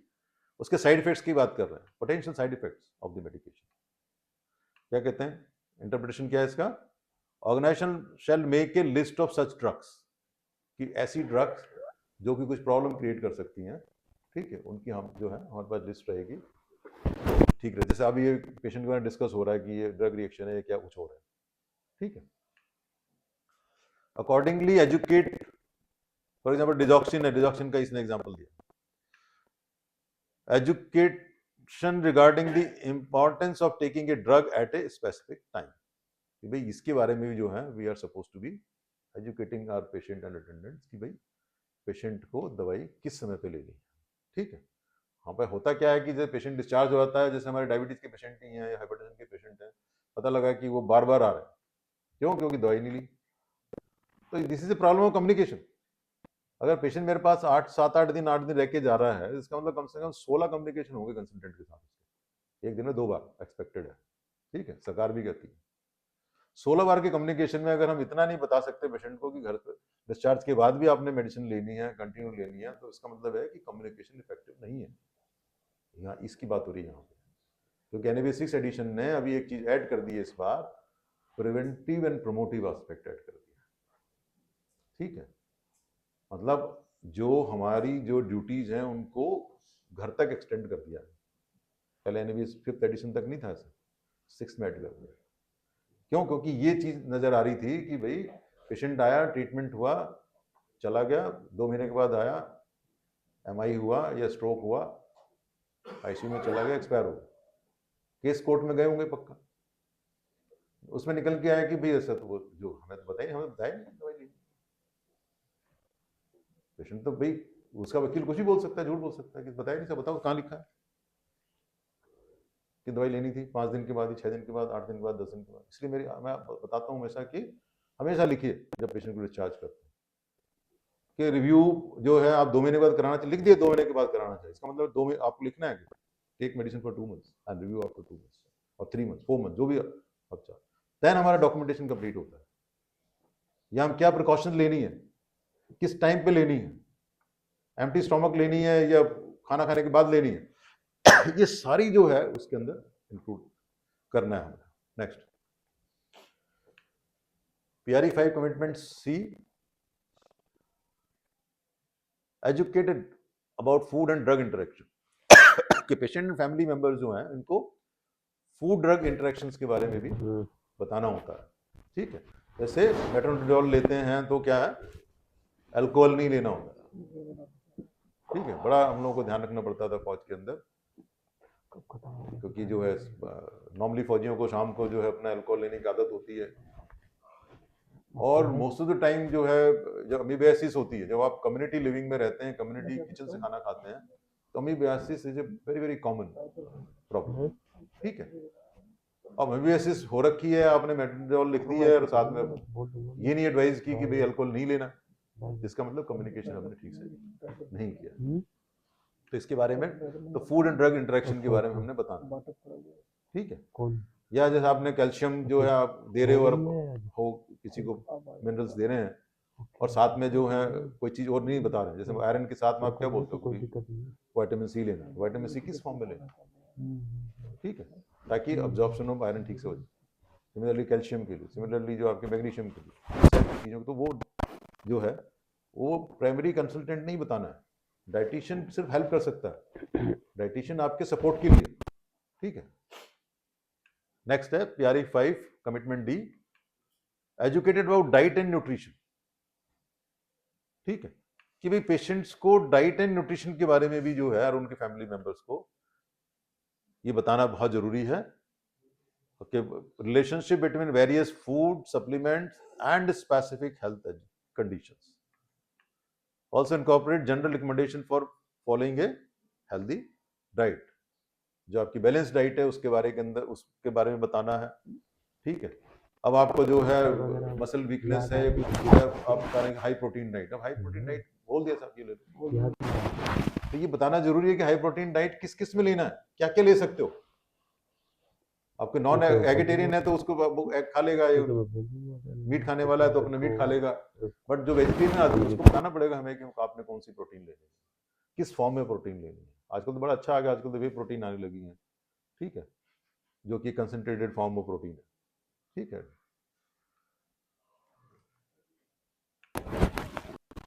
PRE 5 कमिटमेंट ही अबाउट इम्यूनाइजेशन। पहले सिर्फ जो 5th एडिशन तक इन्होंने सिर्फ एडल्ट्स की बात की थी इम्यूनाइजेशन, क्योंकि ट्रीटमेंट पे ज्यादा फोकस था इन्हें बीच का, अब जो है प्रिवेंशन पे फोकस है, प्रिवेंशन एंड प्रमोशन पे। इसलिए इन्होंने अब क्या कर दिया, for paediatric patient universal immunisation programme has to be followed. अपने हॉस्पिटल में भी 6th एडिशन जब आया है तभी यहाँ पे इन्होंने इम्यूनाइजेशन का इंक्लूड किया है, नहीं तो पहले नहीं था। ठीक है, अभी हमारे पास all type of immunisation available है बिकॉज ऑफ दिस। ठीक है, और 5th एडिशन तक बच्चों के यूनिवर्सल इम्यूनाइजेशन प्रोग्राम की बात होती नहीं थी, NABH नहीं करता था, अब कर रहा है। ठीक है, अदर पहले इतनी बात होती थी, इन्फ्लुएंजा जो एडल्ट्स के लिए streptococcus pneumoniae, typhoid, hepatitis B, neisseria meningitis, इन्हीं की बात होती थी बस। PRE कमिटमेंट F, pain management techniques, very very important. Patient हमारे पास आता है कि मेरे दर्द ठीक नहीं हुआ, पेन मैनेजमेंट के लिए most of the time adultly patient है, पेन हो रहा है, शोल्डर में हो रहा है, नी में हो रहा है, बैक में हो रहा है। सभी हम देख रहे हैं कि एक पेशेंट है जिसके काफ में जो है पेन चल रहा है। ठीक है, अब जब तक हम उससे कम्युनिकेट ही नहीं करें कैसे पता लगेगा, हम सीधे नी देख के चल पड़ेंगे। ठीक है, वो उसके काफ मसल पे हाथ रख रहा है बंदा, पेशेंट जो है। तो pain management is very very important. क्या कहता है, education pain management techniques only for patients who are likely to have long term pain. मुझे 2 महीने से पेन हो रहा है या 2 महीने है ना, या आगे होने वाला है किसी को, आपको पता है कि भाई होने वाला, तो उसमें ये जो है pen management is very very important aspect. But इसमें भी जो है जब पेन मैनेजमेंट के लिए बताते हैं तो इसमें भी personal, cultural and religious belief का ध्यान रखते हुए हमने advice. PRE 5 commitment G, the patient and family members are educated about their specific disease process, complication, prevention strategies.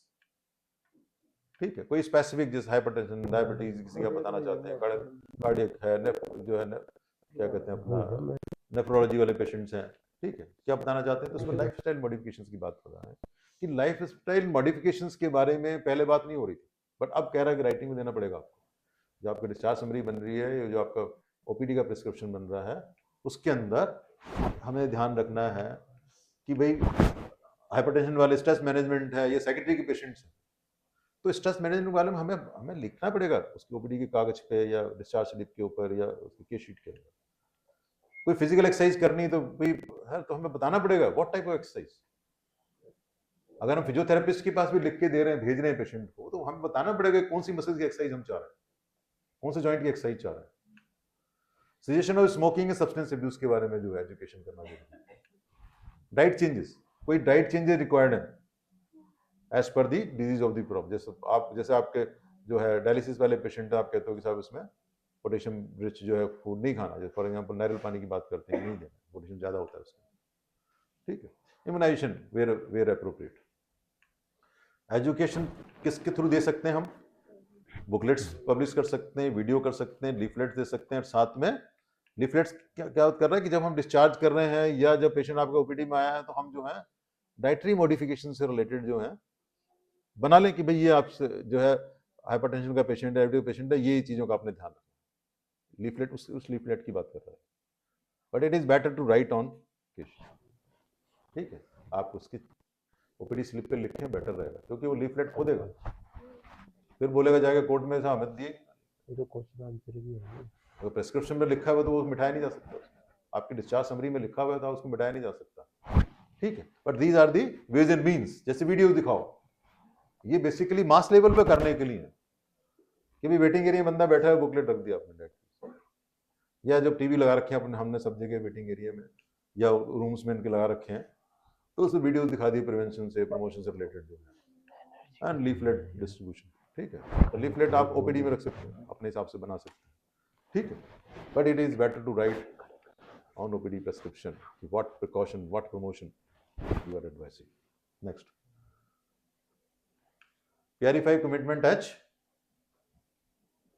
HAI, health care infection associated infection को कैसे रिड्यूस करना है, वो हम आपके हमारे लिए hand washing and avoiding over crowding near the patient, ठीक है।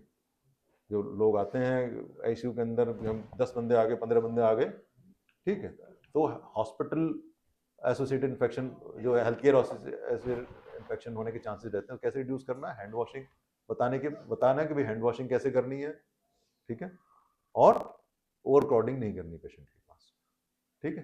This are the way of educating people, ऐसे करना। प्यारीफाई अचीवमेंट आई, ये क्या कहता है? Patient family members special educational needs कोई है तो आइडेंटिफाइड एंड एड्रेस्ड। क्या हो सकती है? During treatment special education needs are identified, the patient and family members are educated through counselling, printed material, audio visual द्वारा। फॉर एग्जांपल, इसने attention deficit disorder की बात की है कि ऑटिज्म सपोर्ट है, स्पीच लैंग्वेज है, social and emotional health needs हैं, फिजिकल डिसेबिलिटी है, कम्युनिकेशन नीड्स हैं। इसके जो स्पेशल कोई नीड्स अगर आ रही हैं तो उनको जो है आइडेंटिफाई करके और वो जो है उसके हिसाब से कोई एजुकेशन मटेरियल है या वीडियो है, इस टाइप की चीज़ें उनको दिखाई जा सकती हैं, सो दैट कि जो है as a family member they understand what precautions, what promotion, what prevention to be taken. Next, excellence. मैंने बताया ना आपको, पूरे उस चैप्टर में एक ही एक्सीलेंस है, एक ही ऑब्जेक्टिव एलिमेंट एक्सीलेंस वाला, वो क्या है? प्यारीफाई excellence L. The organization has a mechanism to promote patient engagement. Very, very important. Everything is communication, patient engagement. Bracket में आप communication लिख सकते हैं. To enhance clinical outcome, safety and quality. The purpose of whole chapter is enhance clinical outcome, safety and quality of patient care. इसीलिए excellence में आया, एक ही है पॉइंट इसके अंदर। क्या कहता है? डेफिनेशन क्या है पेशेंट एंगेजमेंट की? The process of building the capacity of patient, family, care givers and health care providers. क्या कहता है? Process of building the capacity of patients, families, caregivers, and healthcare providers to facilitate and support the active involvement of patients in their own care in order to enhance safety, quality, and people-centeredness of healthcare service delivery. ये इसकी जो है patient engagement की definition है. इसको मैंने 3 part में divide कर दिया. ये इन्वॉल्वमेंट किस किस का है? पेशेंट का, फैमिली का, केयर गिवर्स का, हेल्थ केयर प्रोवाइडर्स का. चारों हो गए. क्या किसका पर्पस के लिए एक्टिवली इन्वॉल्वमेंट होना है? For what? Safety of patient के लिए, क्वालिटी ऑफ पेशेंट केयर के लिए और पीपल सेंटर्ड हेल्थ केयर के लिए. ये patient engagement very very important. Excellence में एक ही है. Patient care engagement could involve patient support group. Patient support group बनाए जा सकते हैं. जैसे डायबिटिक क्लिनिक चलती हैं, हाइपरटेंशन क्लिनिक चलती हैं, ठीक है, जो आपकी रेटिना क्लिनिक्स चलती हैं. इसमें क्या है भाई, उन क्लिनिक्स में जो है, जो उनका असिस्टेंट है, वो अपने सारे एक जैसे पेशेंट डालते हैं. तो पेशेंट सपोर्ट ग्रुप बनाया जा सकता है. अपना अपना जो है एक्सपीरियंस शेयर करते हैं लोग कि भाई मुझे इससे फायदा हुआ, इससे फायदा हुआ, ठीक है. इस टाइप से जो है 3 महीने में ऐसा हो जाएगा. पेशेंट बता देगा ना कि भाई 3-4 महीने मेरा ठीक हो गया था इसमें, ठीक है. Involvement of patient in patient safety and quality improvement. तो ठीक है, तो इसलिए कहते हैं ना कि सारे पेशेंट्स के जो इनका इन्वॉल्वमेंट है इसमें होना जरूरी. तो इसको कैसे कहते हैं? पेशेंट सपोर्ट ग्रुप एंड इनका direct involvement. Direct involvement is must patient and उनके फैमिलीज. नेक्स्ट कंटिन्यू चल रहा है. एक्सीलेंस आई क्या कहता है? वो creating an environment for partnership. वो बता दिया मैंने चारों का, है ना. किस किस के बाद डेफिनेशन में आ गया था? Patient, family, communities and health care provider. Patient shall be encourage to report safety incidents. क्या कहते हैं कि हमें एनकरेज करना है पेशेंट्स को और उनके अटेंडेंट्स को कि सेफ्टी इंसिडेंट्स को रिपोर्ट करने. किस फॉर्म में? जैसे नियर मिसेज है, कोई बंदा कोई बाथरूम के अंदर गया आईसीयू में, या कहीं पेशेंट है जनरल वार्ड में या प्राइवेट वार्ड के अंदर, और बाथरूम के अंदर जो है एक बंदा पहले नहा के निकला है और वो पानी जो है बाथरूम को सुखाया नहीं, ठीक है. तो दूसरा बंदा गया है और उसके जो है फिसलते फिसलते रह गया, या आप नहाते वक्त जो है वो साबुन जो है नीचे गिरा और यहीं छोड़ दिया, पैर रखते रखते छूट गया, तो नियर मिस हो गया, ठीक है. तो ये जो है इस टाइप का इंसिडेंट अगर हो रहा है तो they are suppose to be, we are suppose to be teaching them, educating them कि प्लीज इन्फॉर्म, ठीक है. इस इंसिडेंट्स को आप जरूर बताइए कि हाँ ये नियर मिस हो गया, ठीक है. Patient advisory counselling the hospital. Patient advisory counselling में कौन जो है? डिफरेंट डिपार्टमेंट के डॉक्टर्स हो सकते हैं, नर्सेज हो सकती हैं, फिजियोथेरेपिस्ट हो सकता है. तो एक एडवाइजरी काउंसलिंग बनाई जा सकती, काउंसिल बनाई जा सकती है जो कि इकट्ठा करके जगह जगह पे जो है टाइमली जो है पेशेंट्स को एजुकेट कर सके. Recognise the patient are part of social group, families and communities, and that these broader networks can be a positive force for change. क्योंकि जब इस टाइप के जैसे जब रिपोर्टिंग सिस्टम हम बढ़ा देंगे, पेशेंट एडवाइजरी काउंसलिंग बना देंगे, ठीक है, पेशेंट सपोर्ट ग्रुप बना देंगे, ठीक है, तो ये क्या है कि एक पॉजिटिव जो है फोर्स फॉर चेंज है ये सारी चीजें, ठीक है. बहुत इंपॉर्टेंट क्या है, और भी इंपॉर्टेंट क्या है कि जैसे पेशेंट सेफ्टी चैंपियन एडवोकेट्स अपने स्टाफ के अंदर, जैसे ऑर्थोपेडिक्स वाले डॉक्टर्स हैं अधिकतर, ठीक है, ये पेशेंट सेफ्टी चैंपियंस, ये अननोइंगली पेशेंट सेफ्टी चैंपियंस हैं. ये लोग क्यों हैं? आपने देखा होगा अपने ओटी के अंदर भी जो सर हैं या जो भी ओटी ऑर्थोपेडिक्स वाले हैं, they are very very particular about the infection, ठीक है. न्यूरो सर्जरी वाले लोग very very particular about the infection, ठीक है. तो ये अपने आप में पेशेंट सेफ्टी हुआ है. फिर हमें ऐसे लोगों को आइडेंटिफाई करना होता है. ये तो ऑलरेडी आइडेंटिफाइड है, मैं बता देता हूं आपको. Neuro surgeon and orthopaedics, inbound patient safety advocates हैं ये लोग, ठीक है. उसका बेस्ट एग्जांपल अपने हॉस्पिटल में भी है. सर ने वो क्लिनिकल ऑडिट किया, चीज बताई, पेशेंट सेफ्टी के लिए है ना, वो हम लोगों ने इंप्लीमेंट कर दी, ठीक है. तो ये इनबाउंड स्पेशलिस्ट डिपार्टमेंट है. Addition to these two department, कुछ नर्सिंग वाले लोग होते हैं जो पेशेंट सेफ्टी चैंपियन, जो जिनको आप आइडेंटिफाई कर लेते हो, वो खुद ही आइडेंटिफाई हो जाते हैं, बड़ा ध्यान रखते हैं छोटी छोटी चीजों का. कुछ आरएमओज होते हैं बड़ी छोटी चीजों का बड़ा ध्यान रखते हैं, ठीक है. तो ये लोग जो हैं इनको आप अपॉइंट कर सकते हैं पेशेंट सेफ्टी चैंपियन. आपको इनको जैसे है जो हम लोग मंथली वो करते हैं, क्या बोलते हैं अपना, क्या करते हैं, एम्प्लॉय ऑफ द मंथ जो करते हैं, ठीक है।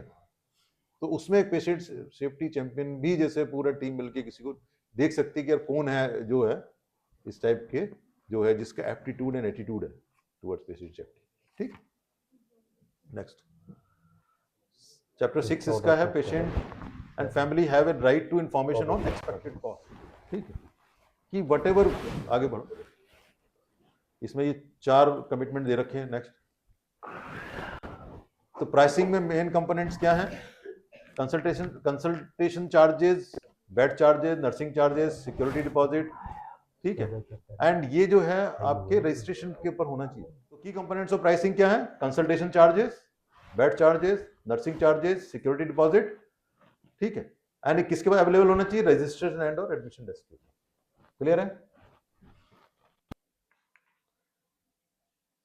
एंड कैसे बनता है ये, as per the billing policy, whatever आपकी बिलिंग पॉलिसी है, जो आपने रेट डिसाइड कर रखे हैं। तो जो रेट्स, जो टैरिफ लिस्ट है वो रेडीली अवेलेबल होनी चाहिए काउंटर्स के ऊपर, ठीक है, इन दोनों काउंटर्स पे। नेक्स्ट, PREC's कमिटमेंट बी क्या है, tariff list is available to patient. ये नहीं कि हम पूछ रहे हैं, देख रहे हैं, कर रहे हैं, टैरिफ लिस्ट बनी हुई है, ठीक है। व्हेनेवर आप, जब भी हम अपडेट करते हैं, नई टैरिफ लिस्ट बननी चाहिए, सबकी अवेलेबल होनी चाहिए। तो अगर पेशेंट मांगता है आप दिखा दें, आप पेशेंट का राइट है देखने का, इस जो प्रोसीजर इन्होंने चार्ज लगाए ये कहाँ लिखा हुआ है आपके डॉक्यूमेंट पास, डॉक्यूमेंटेशन होता है ना, हर चीज का डॉक्यूमेंटेशन होना चाहिए। Available for review to patient when required, shall charge as per the tariff list, तो चार्ज जो है as per the tariff list ही होना चाहिए। Tariff rate shall be uniform in A given setting and transparent, ये बड़ा transparent होना चाहिए, ये नहीं होना चाहिए कि भाई किसी को कुछ बता दे, किसी को कुछ बता दे, ठीक है। Any additional charges be enumerated in the tariff and the same communicated to the patient, अगर कोई एडिशनल चार्जेस हैं तो वो भी टैरिफ में होना चाहिए, ठीक है। जैसे बड़े बड़े हॉस्पिटल्स हैं, उनका क्या होता है कि सेमी प्राइवेट के ये रेट है, प्राइवेट के ये रेट है, जनरल वार्ड के ये रेट, और उनके कागज में लिखा हुआ है, आप कुछ नहीं कर सकते। अदरवाइज तो सेम प्रोसीजर तो ओटी में हुई ना, लेकिन वही पेशेंट ओटी से अगर जनरल वार्ड में गया तो उसके रेट अलग है, टैरिफ अलग है, प्राइवेट वार्ड में तो टैरिफ अलग है, जब प्रोसीजर तो सेम हुई है, सेम डॉक्टर ने की, सेम इंस्ट्रूमेंट लगे, सेम सब कुछ लगा, डिस्पाइट दैट, बट उन्होंने पॉलिसी में लिखा हुआ है, इसलिए एक्सेप्टेबल है। Next, explain about the expected cost, the patient shall be given an estimate writing भी देना, पहले मैंने बताया था। Expenses on account of the treatment preferably in a written form, expected cost को हमेशा डॉक्यूमेंटेशन होना चाहिए, जो आपको कागज में देना है, इसको लिख के देना है, ये आपकी एक्सपेक्टेड कॉस्ट है।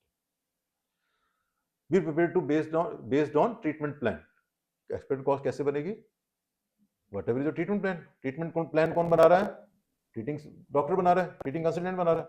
इसका मतलब ये हुआ कि ट्रीटिंग कंसल्टेंट जो है वो जो है ट्रीटमेंट प्लान के हिसाब से आपको बताएगा कि इसका जो है ये जैसे आप बोलते हैं ना कोड लगा दो इसके, ठीक, जब गवर्नमेंट से आप क्लेम करते हो कोड लगा देते हो, इसमें भी आपको अपना कोड बताना पड़ेगा कि भी इसमें ये इसके चार्जेस हैं, ठीक है।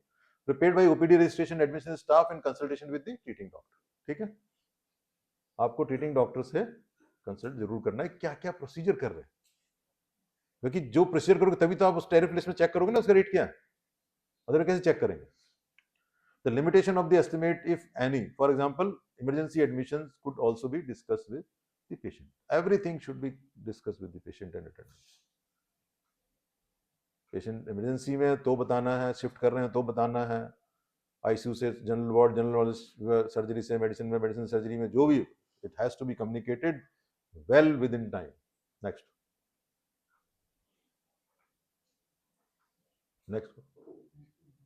नहीं है, इसका आगे है ना फाइनेंशियल इम्प्लीकेशंस, ठीक है, वो मैं बता दिया ऑलरेडी आपको, फाइनेंशियल इम्प्लीकेशन शिफ्टिंग का। Next PRE 7, patient feedback experience and redress complaint, ठीक है, क्या कहता है organisation mechanism to capture patients feedback experience and to redress complaint. Next करो, नेक्स्ट करो। हाँ, PRE 7 कमिटमेंट ए क्या कहता है, organisation is a mechanism to capture feedback from patients, which include patient satisfaction. जो हमारी ममता मैडम कर रही हैं ये पेशेंट सेटिस्फेक्शन है, ठीक है। प्रेस्क्राइब फॉर्मेट है, उसके ऊपर जो है पेशेंट को दिया जाता है, अपने हिसाब से वो क्वेश्चन आंसर करते हैं, यस नो करते हैं और नंबरिंग देते हैं। वो क्या है, पेशेंट फीडबैक है, ठीक है। Separate data is obtained from out patient and in patient, दोनों का अलग अलग टाइप का होता है। इन पेशेंट का अलग परफॉर्म है और आउट पेशेंट का अलग परफॉर्म है, राइटिंग में सब कुछ। PRE 7 achievement B, organisation as a mechanism to capture the patient experience. The patient experience goes beyond satisfaction and making the happy patient. मतलब satisfaction और experience में फर्क है किसी को आइडिया कोई? What is the difference between patient satisfaction and patient experience? Experience is what he has observed and what he has seen during his stay in the hospital, and satisfaction is the उसका क्या उसके ऊपर what is Related to his own experience is journey. journey. Experience basically क्या है, वो journey है कि भाई इस तारीख को आए थे और इस तारीख को गए हैं, उसमें जो आपका जो एक्सपीरियंस रहा है, दैट इज एक्सपीरियंस। कि आपने डॉक्टर साहब को रात को 2 बजे पेन हुआ, आपको डॉक्टर की रिक्वायरमेंट थी, नहीं आया रात को, तो बैड एक्सपीरियंस हो गया ना। Bad. ठीक है, इससे बेटर कोई एग्जांपल नहीं हो सकता।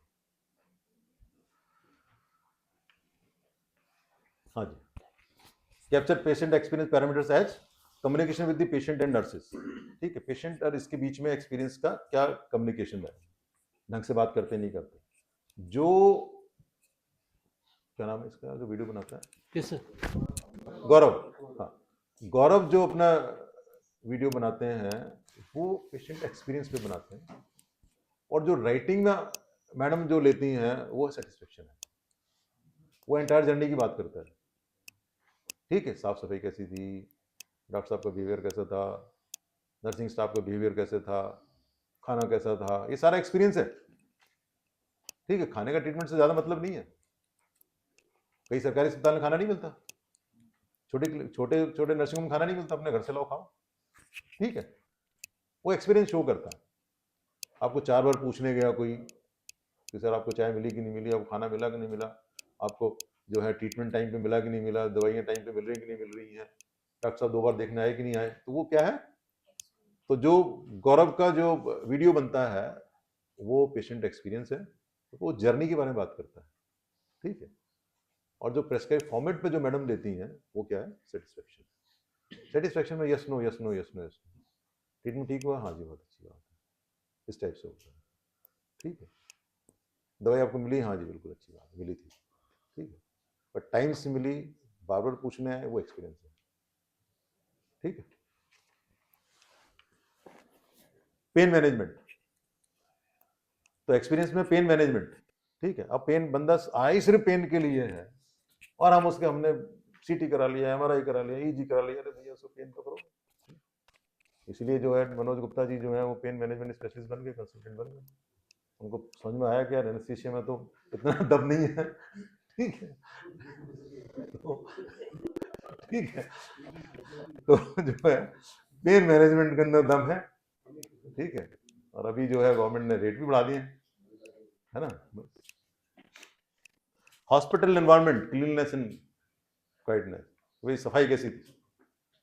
Responsiveness of hospital staff, hospital staff कैसे रिस्पॉन्सिव है। किसी नीले कोट वाले को बोला कि हाँ भाई जरा डॉक्टर साहब यार देखो जरा डॉक्टर साहब को बुलाना जरा, और अब नीले कोट वाला सोच रहा है मैं तो भाई फ्लोर मैनेजर हूँ, मैं क्यों बुलाऊँ, तो एक्सपीरियंस ठीक नहीं हुआ ना, वो एक्सपीरियंस की बात होती है।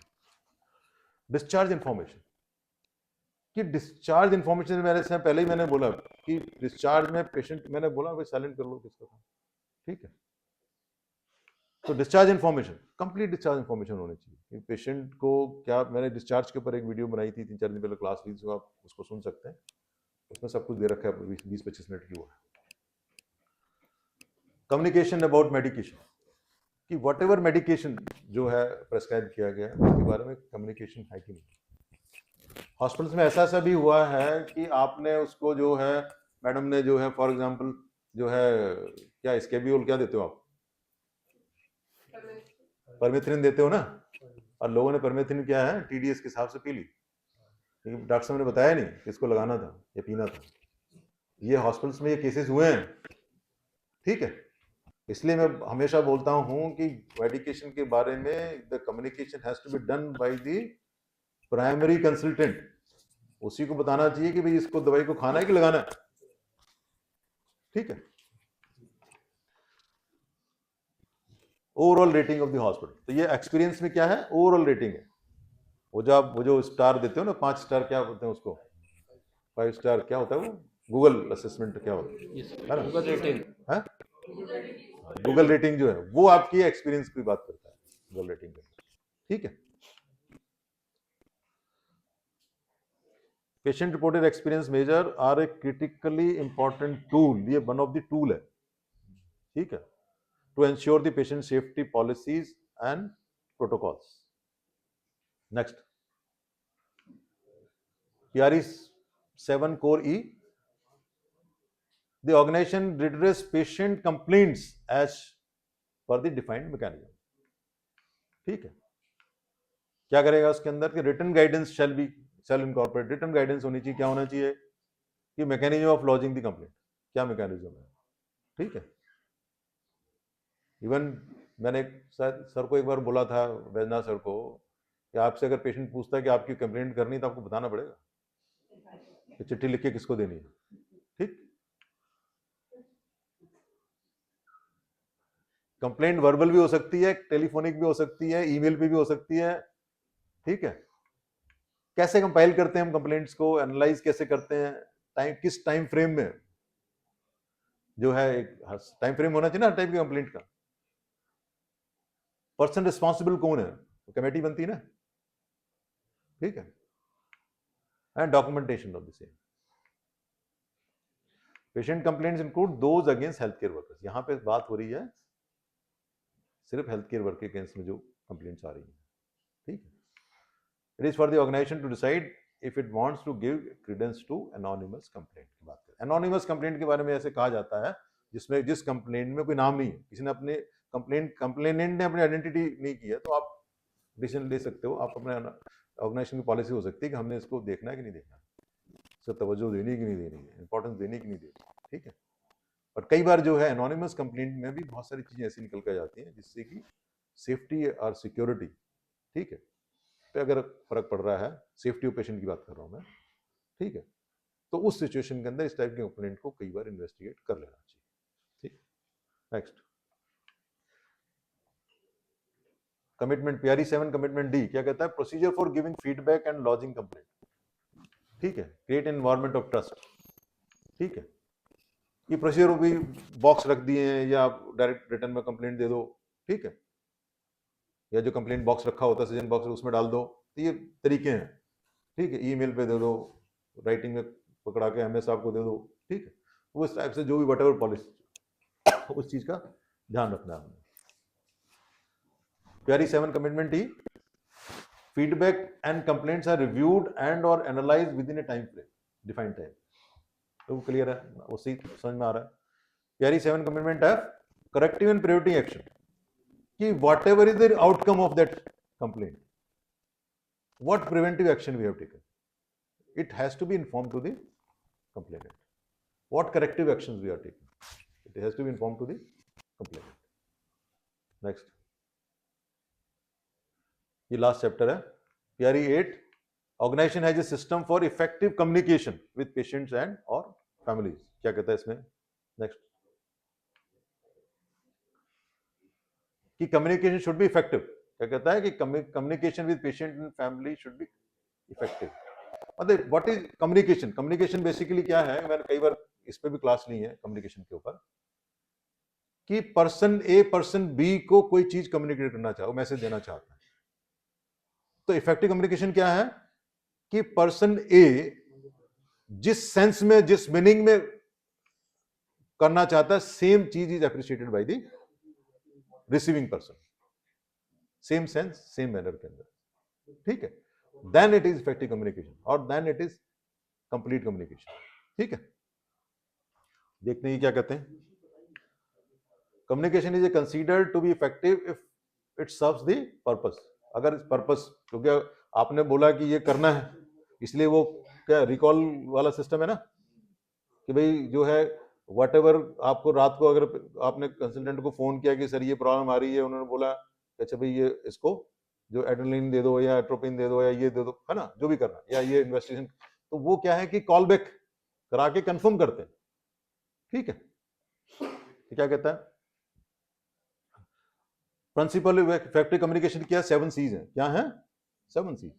मैंने डेफिनेशन बताई आपको, person A person B, person A कोई कम्युनिकेशन कर रहा है पर्सन बी को, तो जिस सेंस में वो कर रहा है, जिस मीनिंग में कर रहा है, ए उसी सेंस और मीनिंग में अगर बी को मिलता है और बी समझता है, then the communication is complete.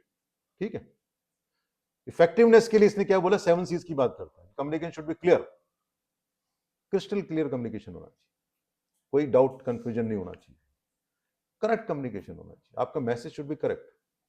ठीक है, कंप्लीट होना चाहिए, ये नहीं आपने आप या सोच लेना यार क्या बताया, ऐसे नहीं, कॉन्क्रीट होना चाहिए, ये नहीं कि 10 पेज का कम्युनिकेशन कर रहे हो, बंदे को कहां समझ में आएगा।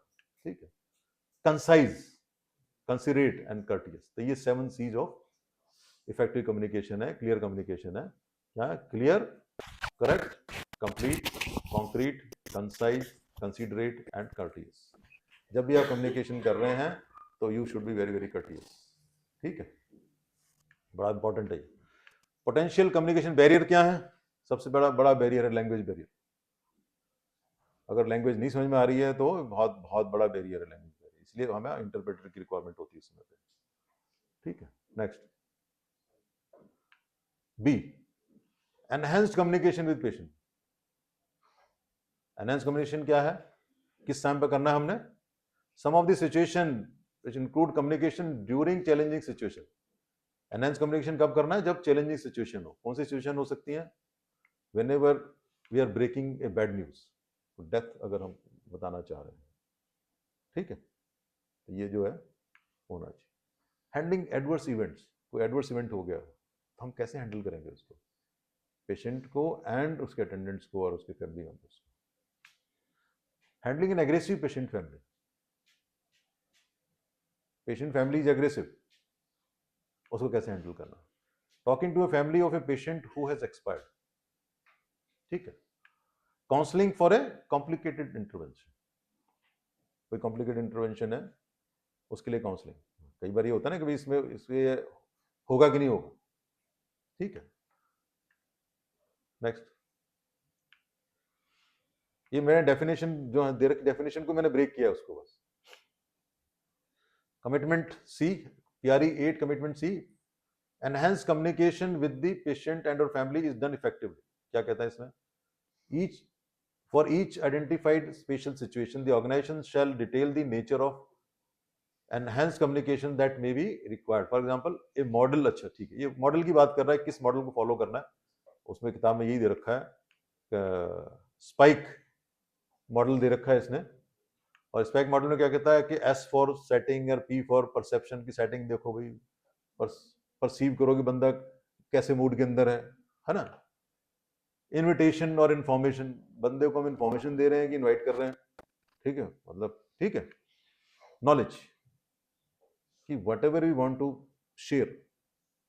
ठीक है, most of time bad knowledge है, बैड इंफॉर्मेशन है, तो वो उसकी नॉलेज बेसिकली भूमिका बना के से करते हैं। Empathy, we should be very very empathetic जब हम बैड न्यूज रिलीज करते हैं। एंड समराइज योर स्टडी, कि भाई लास्ट में जो है इन नटशेल जैसे बताना होता है कि सर ये हो गया। ठीक है, इस चीज का जैसे इसमें कई केसेस के यहाँ बड़े अच्छे तरीके से हैंडल किया जाता है। और जब भी हमारा कम्युनिकेशन इफेक्टिव कम्युनिकेशन नहीं होता, ठीक है, एनहांस कम्युनिकेशन नहीं होता, तब भी जो है तभी उसी टाइम पे प्रॉब्लम आती है, इसलिए काउंसलिंग की बात होती है। ठीक है, तो एनहांस कम्युनिकेशन जो है स्पेशली जो इसने बात की है कि उसकी इफेक्टिवनेस की बात की है, और वो कब कब बात कर रहा है, जब आप बैड न्यूज जब ब्रेक करते हैं। ठीक है, उसके लिए स्काइप जो है ये इसका मॉडल दे रखा है, S for setting, P for perception, I for invitation और information, K for knowledge, E for empathy and S for summarise in strategy. Next, PRE 8 commitment D, organization ensures that there is no unacceptable communication. What is unacceptable communication? Abusing. ठीक है, क्या है abusing the patient, गाली देकर बुला रहे हो उसको या बदतमीजी से बात कर रहे हैं, हटिंग द रिलीजियस और कल्चरल सेंटिमेंट्स पेशेंट के, वो भी ऐसे टाइम पे रिलीजियस और कल्चरल सेंटिमेंट्स को आप नहीं हर्ट कर सकते, तो वायलेंट हो जाएगा patient. Communication with this respect, ठीक है, whatever we want to communicate, ठीक है, वो हमने जो है, ये जो क्वालिटी है जो अपने वैजनाथ सर में है कि कितना ही एडवर्स सिचुएशन हो, ठीक है, ये रेस्पेक्ट नहीं बोलते इनके। मैंने कम्युनिकेशन देखा है और एडवर्स सिचुएशन में कम्युनिकेशन देखा, ठीक है, और उस एडवर्स सिचुएशन में भी ये अपना कूल नहीं होते हैं, जब पेशेंट से बात करते हैं तो रेस्पेक्ट नहीं छोड़ते, ठीक है, काफी प्यार से बात करते हैं, ठीक है, अब्यूज करते हैं नहीं देखा मैंने इनको कभी, ठीक है, hurting the religious and cultural sentiments, तो ये भी मैंने इनके कम्युनिकेशन कभी नहीं देखा, ठीक है, तो ये बड़ा जो है वैजनाथ सर पे फिट बैठता है, ठीक है, और जो अनएक्सेप्टेबल कम्युनिकेशन है, ठीक है, और तो बिल्कुल क्लियर है। लास्ट है ये PRE 8 अचीवमेंट E, ठीक है, अचीवमेंट एक ही था ना, ये कुछ था। The organisation has a system of to monitor and review the implementation of effective communication. क्या सिस्टम है? फीडबैक सिस्टम है, कंप्लेंट सिस्टम है, ठीक है, फीडबैक पॉजिटिव नेगेटिव दोनों है, ठीक है, complaint most of the time जो है नेगेटिव होती है, ठीक है, from patient other stakeholders, कि ये हमने इस पे हमेशा ध्यान देना है, ठीक है। इफेक्टिव कम्युनिकेशन जब तक नहीं होगा जब तक कि फीडबैक को हम रेस्पेक्ट नहीं करेंगे और कंप्लेंट को रेस्पेक्ट नहीं करेंगे, एंड ठीक है, और जो भी पेशेंट और उसके साथ जो स्टेक होल्डर्स हैं दूसरे। Next, thank you sir.